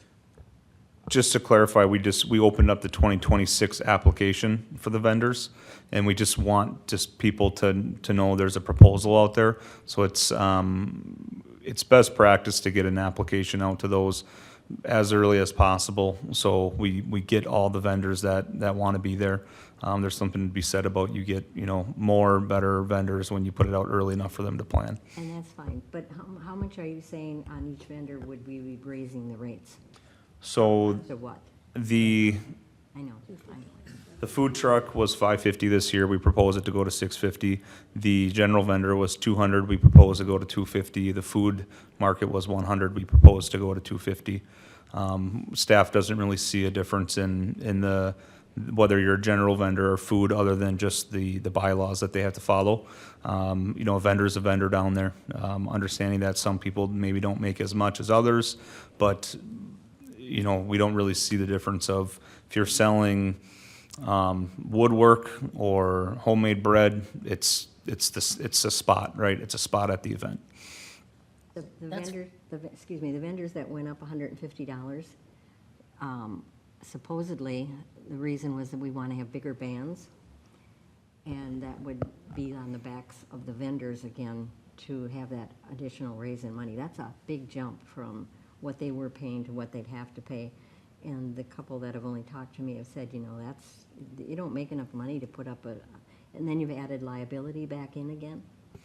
There's no added liability to the vendors. That's food truck related. Okay. That they'll have to provide. We did some researching into that more with our city attorneys and got the blessing to say they don't need to have their separate liability. So But they misread that then, because they thought that they. it's a food truck and vendor app, so I mean, there's Kyle, these rates are for all 11 events. correct, So you're talking $22 a night. $22 an event, a night. Yeah. Okay. There is options to add, like this business booth, to add a 3-day, 5-day option. Obviously, that's just more staff time to organize, but we can certainly go down that road. I'm not opposed to it. It's just, again, it's you're probably looking at having to bring on somebody else to help with organization of it, just because it's going to be a lot of moving parts. Kyle, why are you looking at making it fewer weeks? It's the I guess same I was amount just- of weeks. I was just thinking, again, with Karen, I think people look forward to the start of Arts in the Park. So is quick in June as a person can start it, I would think. Taking the break around the July 4th, because that's what they were saying, they're gonna do the 2 weeks around July 4th in lieu of starting early. Yeah, so this year's there's not a change, but I think you're referring to in the future. So I would say it's just, again, it's just similar to Belts, right? Where you're looking at your visitors. Working with our music contractor, Woody McBride, I usually check in with him each week to give me an estimated, attendance. And it's always those first 2-3 weeks are they're pretty well attended, but they're very low compared to what we see throughout the summer. So there's just the June 3rd, school is still going on, right? And then that first week, people are coming out of school, it's vacation time, it's figuring out the summer plans, the camps, and there's just a lot of added things happening. So I think there's just what happens if we push it back into June, but then obviously you have so far to go back into August, and then if you do have the 4th of July land on a Wednesday, you're probably not running. So that would be, again, if you did that 10-week, you start the middle of June, you get your 1-week break there around the 4th, and then you still are ending at the end of August. Could it be a compromise? You had said they'd have 2 at 4th of July, that's what they did this year, but it's technically only always been 1. So could we add 1 week back to the front and then only have, because they're used to a break on the 4th of July, it could be the before or after. But it would let them start a little earlier, go back to the pattern they've been used to. I don't know, maybe a compromise. You make the decisions. You tell us what to do. Well, I'm just wondering what they think, because, Yeah, I think But it should guess, just, yeah, if we're gonna talk every like, Tuesday. I would look at going back to say June 8th. I mean, June 16th seems like a long way And into if the summer. the- When does school end this next year? and if the 4th lands on a Saturday, just do the Tuesday before and Tuesday Right, after, because people right. look forward to it even. Exactly. And that's our plan right now. Yeah. If we added the week, that's adding another week on, and then you're gonna have to, charge vendors accordingly, and then plan for another entertainment cost. So, another I little don't know that- question But I that was, think, what was it, they had like 2,000 people there for corn, you know? over, yep. And, you know, it seemed, when I was down there, you know, throughout the summer, you know, the crowd seemed to be larger than they were like last year. So it seems to be growing, you know, it helped to run the vendors down the sidewalks a little bit further and things like that. I mean, there appear to be more vendors there this year. So, I mean, as long as the thing is growing and you're not losing people, I would think you'd kind of take advantage of it and, you know, add as many weeks in there as you could. We only have so many dollars to spend though. Yeah, So you have to every pay week a you add, music- you have to get another band, you have to staff it, you have to figure out, and you have to adjust rates, you know, like I said, you guys can make that decision, but Vacations, are they gonna take it the week before the 4th of July? Are they gonna take it the week after the 4th of July? It's a moving target. You won't get it right? You're not gonna get everything right. Right. The idea is keeping it 11 weeks for just, we understand the budget based off of that. We're trying to right-size, I guess, what we feel is the appropriate fees, and that was all kind of based off the 11 weeks. But, again, that's why we're having this discussion, right, for that feedback. Yeah, I don't know that the one plan needs to be interesting changed. feedback I got from, again, the two vendors. You know, we had those large crowds for Johnny Cash, we're so excited and thrilled. Those people, when they come, they sit down for the concert, and the two vendors had said, you just watch. And I never paid attention to that until they mentioned it. Those people that come for those big events, the corn, they sit there and they don't move, and so the vendors don't really get an advantage from having the large crowd. I never thought of that before, but looking at especially the Johnny Cash, and we had such a good group, they were entertained and they were there for the entertainment, and you know, we want to have big bands, but I think we also have to adjust the difference between how much a vendor can make and how much can be put upon them, how much the city is willing to put into a huge event like that for every Tuesday, because it certainly brings in a lot of happy people. So let's go through these things one by one so we can get direction. So on event dates, what is the commission's desire for direction to staff? Stick with these proposed in June 16th, the 11 weeks, or does somebody like to make a change to that? I propose to just leave it as is, June 16th? Okay. Anybody else? 11 weeks. I mean, I like June 8th. I do too. Okay. And then taking a break 1 week? 1 week at the 4th of July. Well, Either have before or you ever looked after. at having sponsors? Like someone could sponsor the music or someone could sponsor?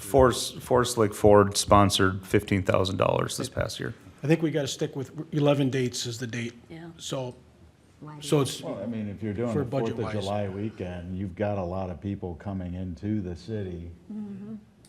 Because you got American Legion putting up the, Yeah, on both sides of that 4th of right? So July if is- you're gonna have that foot traffic anyways, having an arts in a park during that 4th of July week, instead of taking the week off, it gives that much opportunity to those vendors to have that traffic. so you support the 16th start then? Yeah, I would agree. Okay. So we got a consensus, the 16th start No with 11 consensus, weeks? We should take a vote. Okay. You guys can kind of do a vote amongst yourselves, but it's not going to be like an official, Right. right? So, but yeah, feel I think free you to. hear Tim and Karen and support the 8th. You too, Melissa? That would be June 9th. June 9th. Yep. All right. I think it's splitting hairs. I think the 16th is good for this year with the way 4th of July is falling. Okay. Personally, I agree. support the 16th. So then I think if you have the Melissa, Sue, Aaron, and I say the 16th is fine. And go right through the 4th, don't take a week off. Okay. Okay. Contracts, I think music, that's your, you're gonna get as good bands. It's a catch-22, Karen. If they don't have good bands, nobody shows up. Or if they show up and then they don't really support the vendors. I think Okay, we've got. how about- I don't think we should worry about that. I think Woody does a great job of choosing. Correct. Correct. So vendor rates, any comments on the proposed rates? Why a 150% increase on Exactly. food? So The food market. when I came in last year, I didn't have a ton of experience with this type of event. Looking at, so we did raise the general vendor fees up last year. So 2024, I believe they were 150. We bumped them to 200, just because we knew that was well below, the norm, I guess, across for events like this. And then so we didn't touch the food market just because we weren't sure, but then doing more research, seeing the event happen, talking to more people that run these events, just say, a vendor's a vendor. Certainly you want to have that category difference because you're going to have cottage bylaws that they're going to have to follow. So you want to know who's coming into your event and who's going to have to follow those for who applies it to or who it applies to.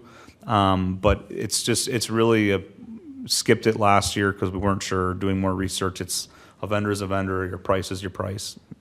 I'm just curious because the next agenda item is to look at the farmer's market here at City Hall. If I'm going up in price there, am I not gonna do food at Arts in the Park and just try to push for the farmer's market? If I'm a vendor trying to sell food, like farm goods, I think food goods. just a quick example to share. We had like a vendor, they were new to Arts in the Park, they sold granola. She now has a drop site in Forest Lake once a month because of all the customers that came through. So it's not always about what do you make back at Arts in the Park, it's about the connections you're making there.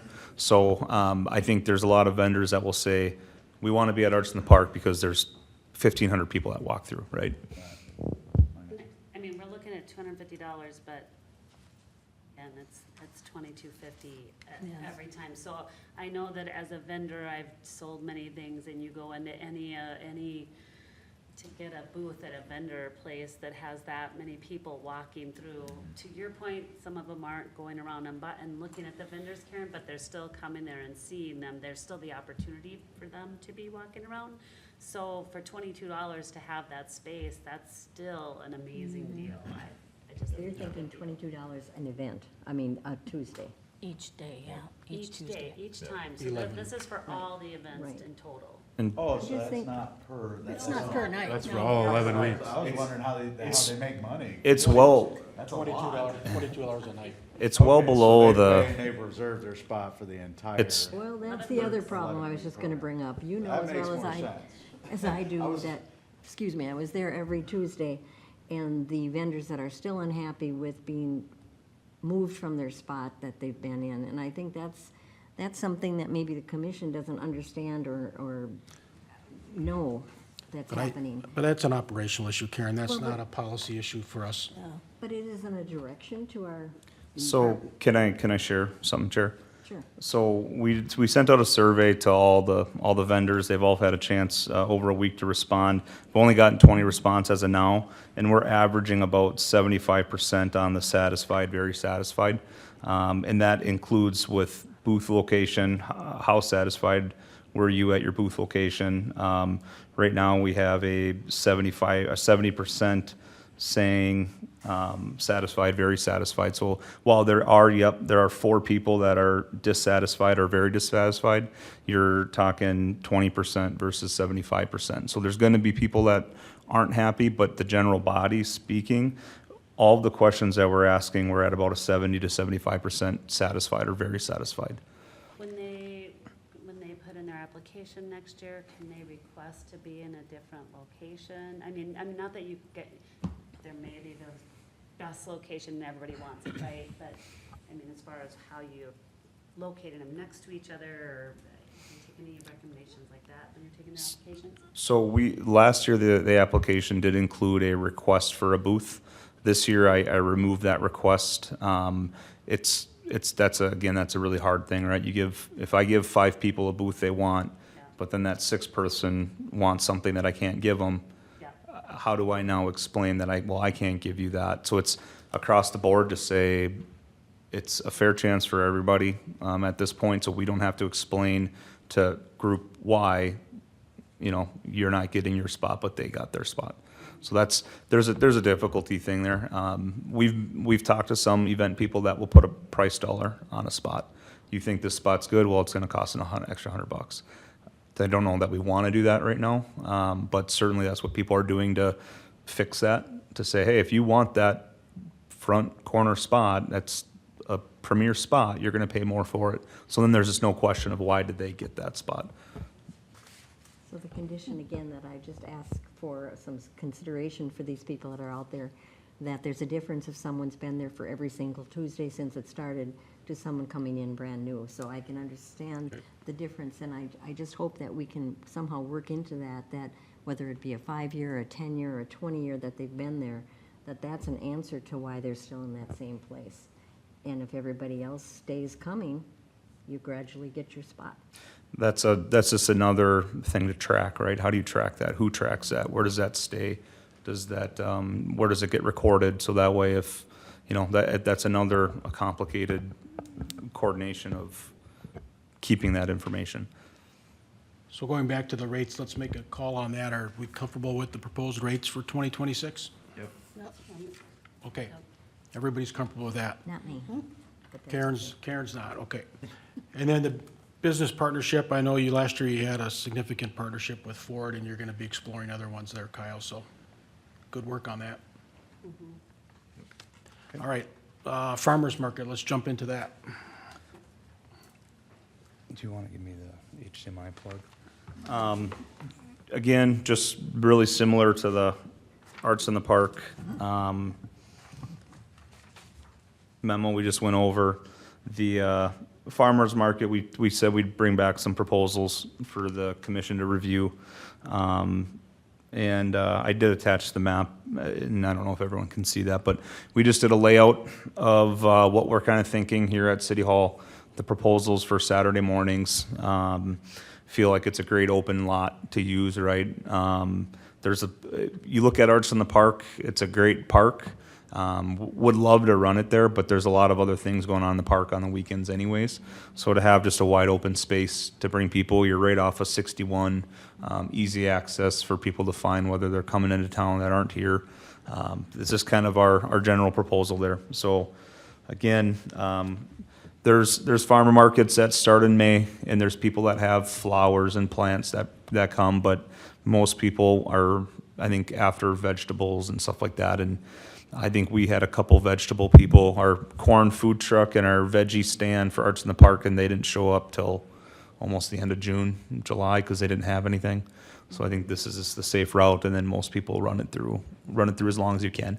You might have to cancel your October weeks, and that's fine, just depending on weather and how many people still have products, but that's the proposal right now.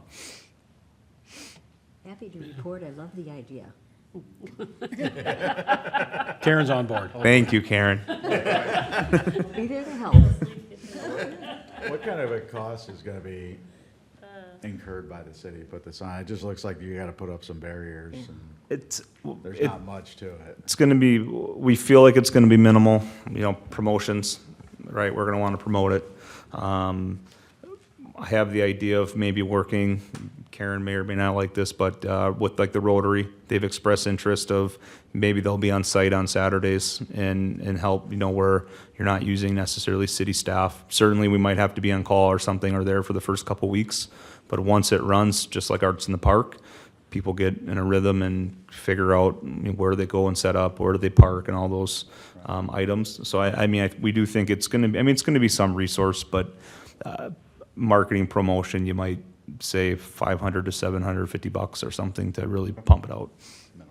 And are you gonna charge for those spaces as well? Like, and will it be just a yearly, like this summer, for however many times you come, whether you're coming at you? Right now, we feel like we wouldn't want to charge to get it kicked off and moving. You know, maybe you have those food trucks that can kind of help supplement some costs. We'll explore that to see if they pay a small fee to be there. But we really feel that, you know, for the first couple years, it's justifiable to not charge, just to try to get the vendors there, get it going. It's a risk for everybody, right? But that's kind of the thought right now. What are the hours? It would probably be like 8 to noon. Forgot to put that in there, sorry, but 8 to noon is the idea right now. Typical? Yep, standard morning, Saturday market time. You beat the heat, I think, is the goal. Right. And I know Karen? you mentioned I wouldn't be happy about Rotary, and I will be if the commission is asked first, if they have time, because I would like the community to get to know all of the commissioners. And that's a good way for them and maybe they don't want to help, you know, I'm just lonely and have nothing else to do in my life. But, so if they don't, and we don't have enough people, Karen will do it. grant, you know, we can, but I just would like, you know, the commission to be invited first to fill the spots, and if they can't, we'll work on getting more. I think my opinion is we want the commission out and about, right? That's why we have these types of events too. So we want you guys there. My vision would be we wouldn't want you tied to a responsibility necessarily. If you wanted to stop by and help, but more just to be there, be a face, walk and talk around, or if you get tied down to a spot, it just seems like you're a worker there, right? But always want there to be an open door policy on, we want you guys there, we want you to be present if you want to be and you can be. So I think you got positive feedback on the farmer's market, Kyle, and looking forward to it. Sounds great. Excited All right. for this. Dave, Public Works Building Steering Committee. As most of you are probably aware, they're going through a schematic design now for the new Public Works facility. It's quite a big building and quite a big dollar sign that'll be quite impactful for the city. It was brought up by City Council that they would like to form a steering committee to have members from different parts of city functions to be part of this, to have weigh in, to be able to come back and report back of, you know, what's going on with this project. Since, I mean, really, it's probably the biggest project the city has ever had, just in far of dollars. So they wanted one representative from the Parks and Recreation Commission. It was brought up that Commissioner Thiessen would be a great person for this role. We're not recommending that. We're just saying that was brought up, but it's up to this board who they would like to have on this committee. It would involve some time-to-time meetings with city staff and the architect and contractor. I mean, that's really the roundabout. If you have any other questions about kind of what that would be, if you've ever been on a steering committee or not, but it's more or less providing input, kind of knowing what's going on with the facility, and then, you know, you'd be representing Parks and Rec too, because there's proposed trails, a possible dog park, you know, all these other kind of amenities that, you know, that's why we want that voice from Parks and Recreation as well. I don't think there'd be a better representation than Don. If he would be thank you. willing to do it, that'd be great. Oh, thanks. Does Don want to do it? Yeah. Done this one for it. These are fun You're already projects. on one, you might as well be on another one, right? If he didn't want to be, he's volunteered. Yeah, we kind of nominated him. Sounds like Karen's making the motion that's needed then. Yep, All right, well, and nominate, do I have all to right. make a motion to have you This, be on this the one board? has to come, if you make a motion to recommend, then we can bring that back to council, that this one has been recommended by It's this here in group. the staff report. Oh, You can just fill my name in then, and Yep. be so perfect. Karen's making the motion in your staff report. We'll keep it simple, and Aaron a second, and all in favor? Aye. Okay, all right, thank you. CIP, Dave, Park CIP. So I just regurgitated this memo from in August, and we kind of decided that the commission wanted to take some time to look at those spreadsheets that I handed out. Hoping you took some time to look at that. really just willing to entertain some questions. I mean, and really our biggest thing is supporting, if we want to support or not support those projects that are coming up in 2026. Those would be the most important ones. As a commission, we haven't really dove into CIP and why they are where they are, and long-term, that may move around with this Parks Master Plan as well. There may be stuff added, there may be stuff moved in different years, but just because of age, Bayview Park would be the one proposed for 2026, as Manor was last year, so Bayview. And then the other really big ticket item would be that irrigation at Castlewood. And I think even city staff has some questions on whether or not that should go, and maybe some more time should be spent on that project itself. Just looking into different options, or, you know, what that golf course needs. I know if you talk to Henry, who presented here in, I believe, May or June, he may argue that, well, it's horrible that he has to go on hand turn on sprinklers. Golf cart paths are more important to him, that golfers can be out after the rain or in the spring and the fall. So maybe even aligning with foursome golf as well, and making sure our priorities line up with theirs, and all that. Irrigation is old, it's original, it's from 80s. So I mean, it's on borrowed time, but it's also a massive expense. It's a very massive And it's not expense. gonna get any cheaper, A, but. Correct. So on page 2, I had a question. Yep. There are little check marks, and then it says $158,000 below that. But I don't know where that $158,000 comes from. Doesn't come from the page before. That's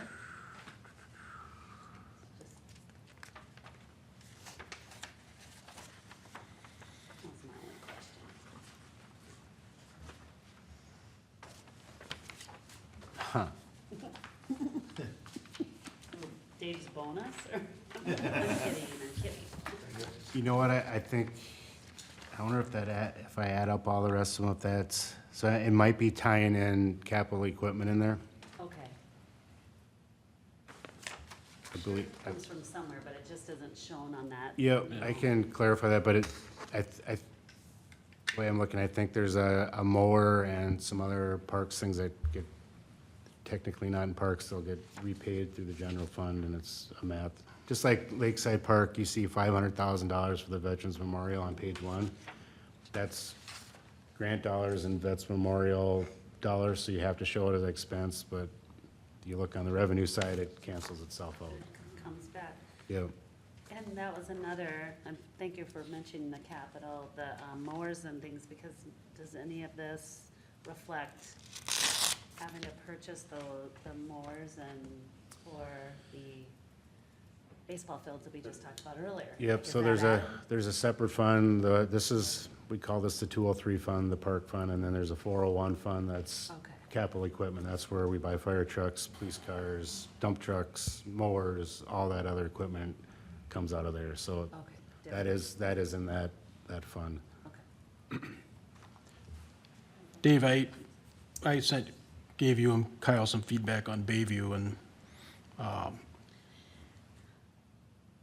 there's no doubt that part, you know, like you say, it's 20 years old and needs upgraded. The question is do you hold off and wait till the master plan is updated, decide if that's the right priority or not?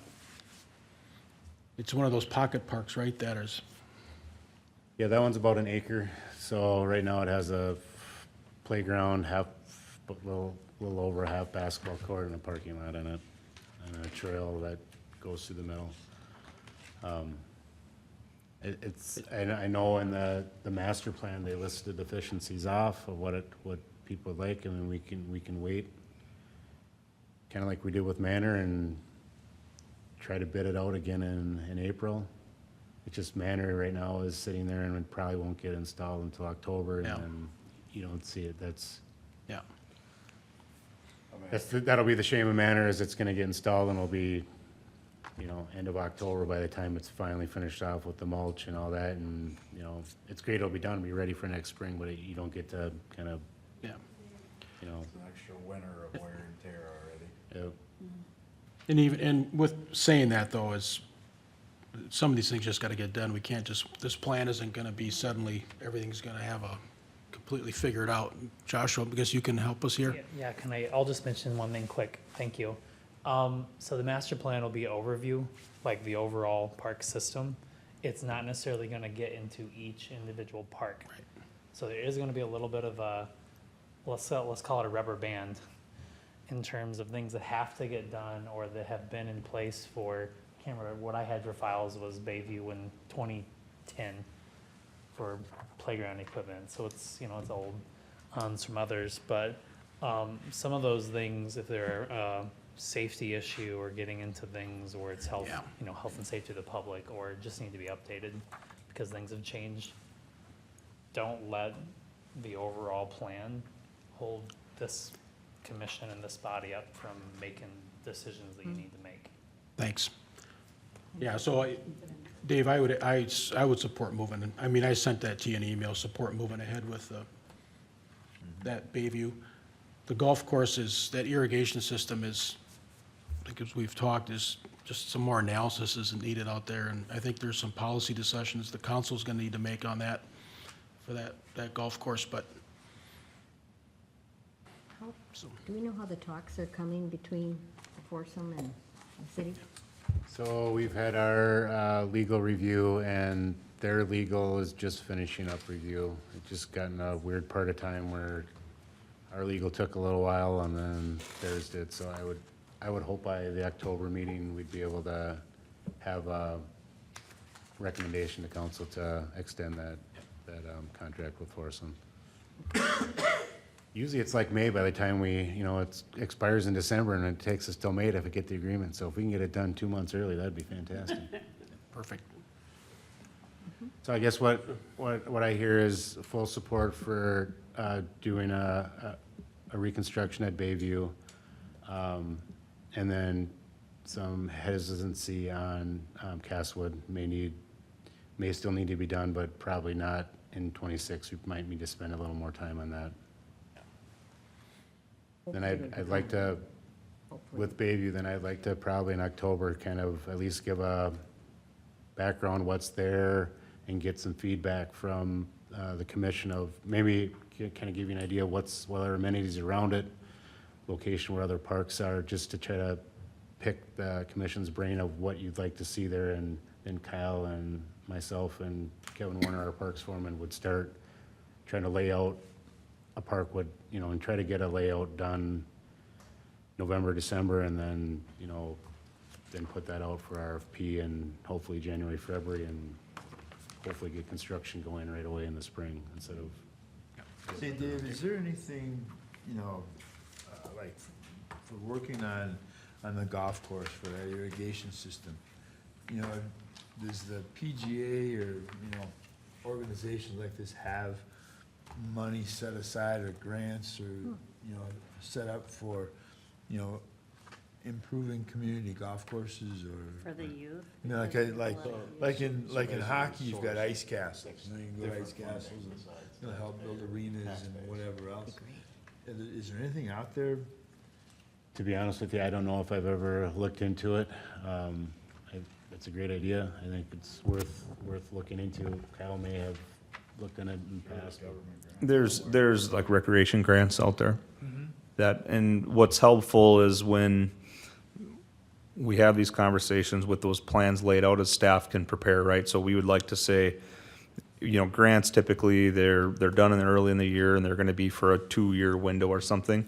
So when we know that we don't want to apply for the grant, then all of a sudden not have support of the project, right? So we know that we have support of a project, then we're gonna start saying, what's out there, what can we apply for that would fall into this window of time that we can go grab. So that's the importance of having these things laid out in early on discussions, is it allows us time to go seek those out. So there's recreation grants out there, and once we know, we can count on that project. I guess that was the thing I was kind of thinking, if you had PGA or LPGA or whatever that would, trying to encourage people to get involved in the sport, and then this is, ways we have of supporting you know, local golf courses, you know, or even if there's, you know, I don't know, irrigation people that have experimental equipment, you know, and can we do something along those lines? And,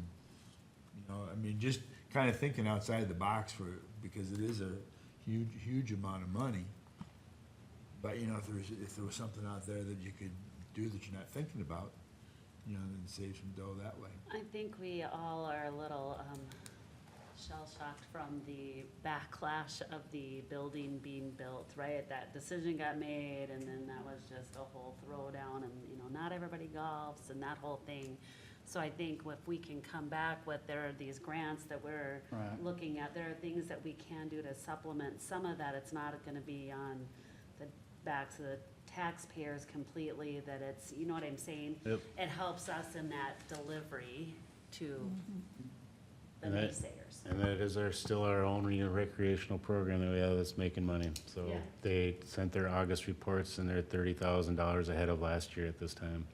So it's I mean, the clubhouse was contentious, but that is really, That's has a jumped, story that needs to be told. has and jumped big on that what they're doing there. paper. Yep. So, All with right. them making money, would they have any money towards the? So what happens per the contract, they're guaranteed $50,000 to make money, and then anything after 50, we split 50-50. So if they make $100,000, the city would get a check from Foursome for $25,000. So last year, we got a check for $10,000. All right, so let's, meet us 3:45. Staff updates. Any staff updates we haven't covered? Just, I guess, I don't know if it's good news per se, it's not, but we had some vandalism out at Fenway Park, so I don't know if that word got out, but there was just some folks that decided to drive out there on those multi-use fields, do some damage, run over some irrigation heads, so that's a major bummer. You know, I guess if you hear anything out there being talked about, you know, let us know if anyone has a lead on anything, but it is kind of a bummer and a setback, those fields. Were just, I mean, they're looking just unreal. So kind of a bummer, but it could be a lot worse, but there's still some damage out there. Are there any cameras out there?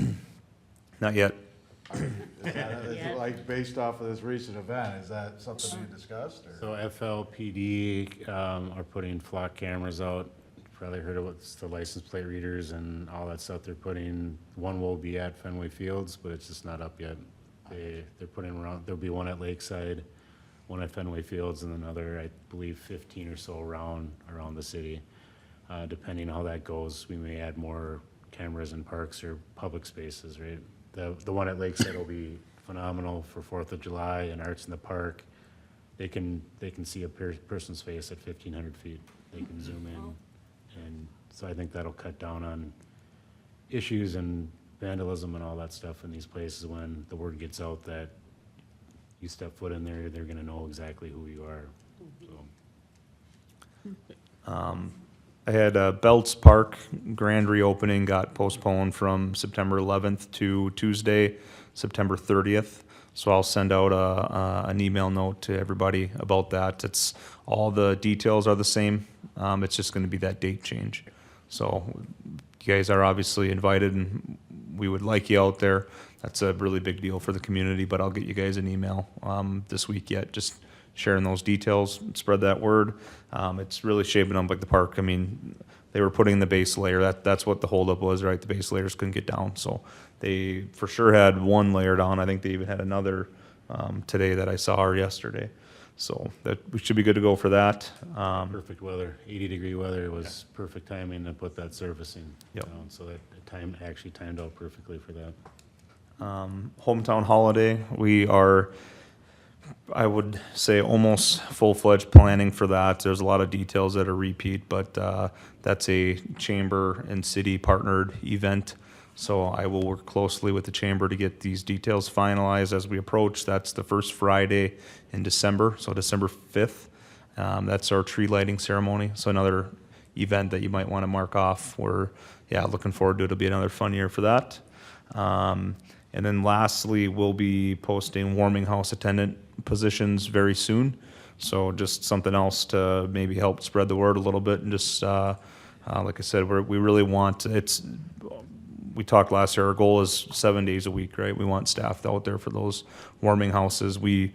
Public Works staff during the day, during the week, they can have those things kind of eyes open and open up pretty early, but then those evening times, we want to have those staff 7 days a week, which we did last year at both Tower and Belts. How old do they have to be? I think ideally 16 can drive, right? That's the biggest probably hurdle, is making sure we have somebody that can get there and not rely on somebody else driving them. I was just gonna say, I would reach out to the Forest Lakes Mallards, Oh, yeah. because part of their program with the players is community service. So if you're looking to fill spots at a dice rink, that might be a perfect example for a community service from one of the junior players. That's a great idea. Thank you. That's all I have for staff updates. Dave, anything? Cal didn't mention that he made the paper at the groundbreaking for the Vets Memorial, so make sure you take a look at that picture. That they're moving right along. They got utilities in, and they're starting to put that together. So that should be planned to be all in except for that center sculpture by October 31st. So they're moving pretty quickly on that. All right. Parks and Rec Commissioner updates. Anybody have anything? Aaron, Karen? I would just like to say again how unhappy I am with that little hole in the beautiful Belts Park. And I know Kyle's been out looking for ideas, and some ideas are like some kind of grass that's supposed to make me happier or something. But I don't know if there's any way that we can get rid of that. I mean, it is the base of our beautiful park. We will get you the Watershed District phone number. Oh, I love that, because they're gonna tell them about the little flies and everything that are happy. But I don't know if there's anything we can do, but certainly something has to be done. It can't just lay in there with that. Say, Karen, what you can think of it as a little skating rink, a junior skating rink. No. All right. Good try, Tim. Noted. All right, Sue, anything? I have nothing. Okay, Tim? All right, Melissa?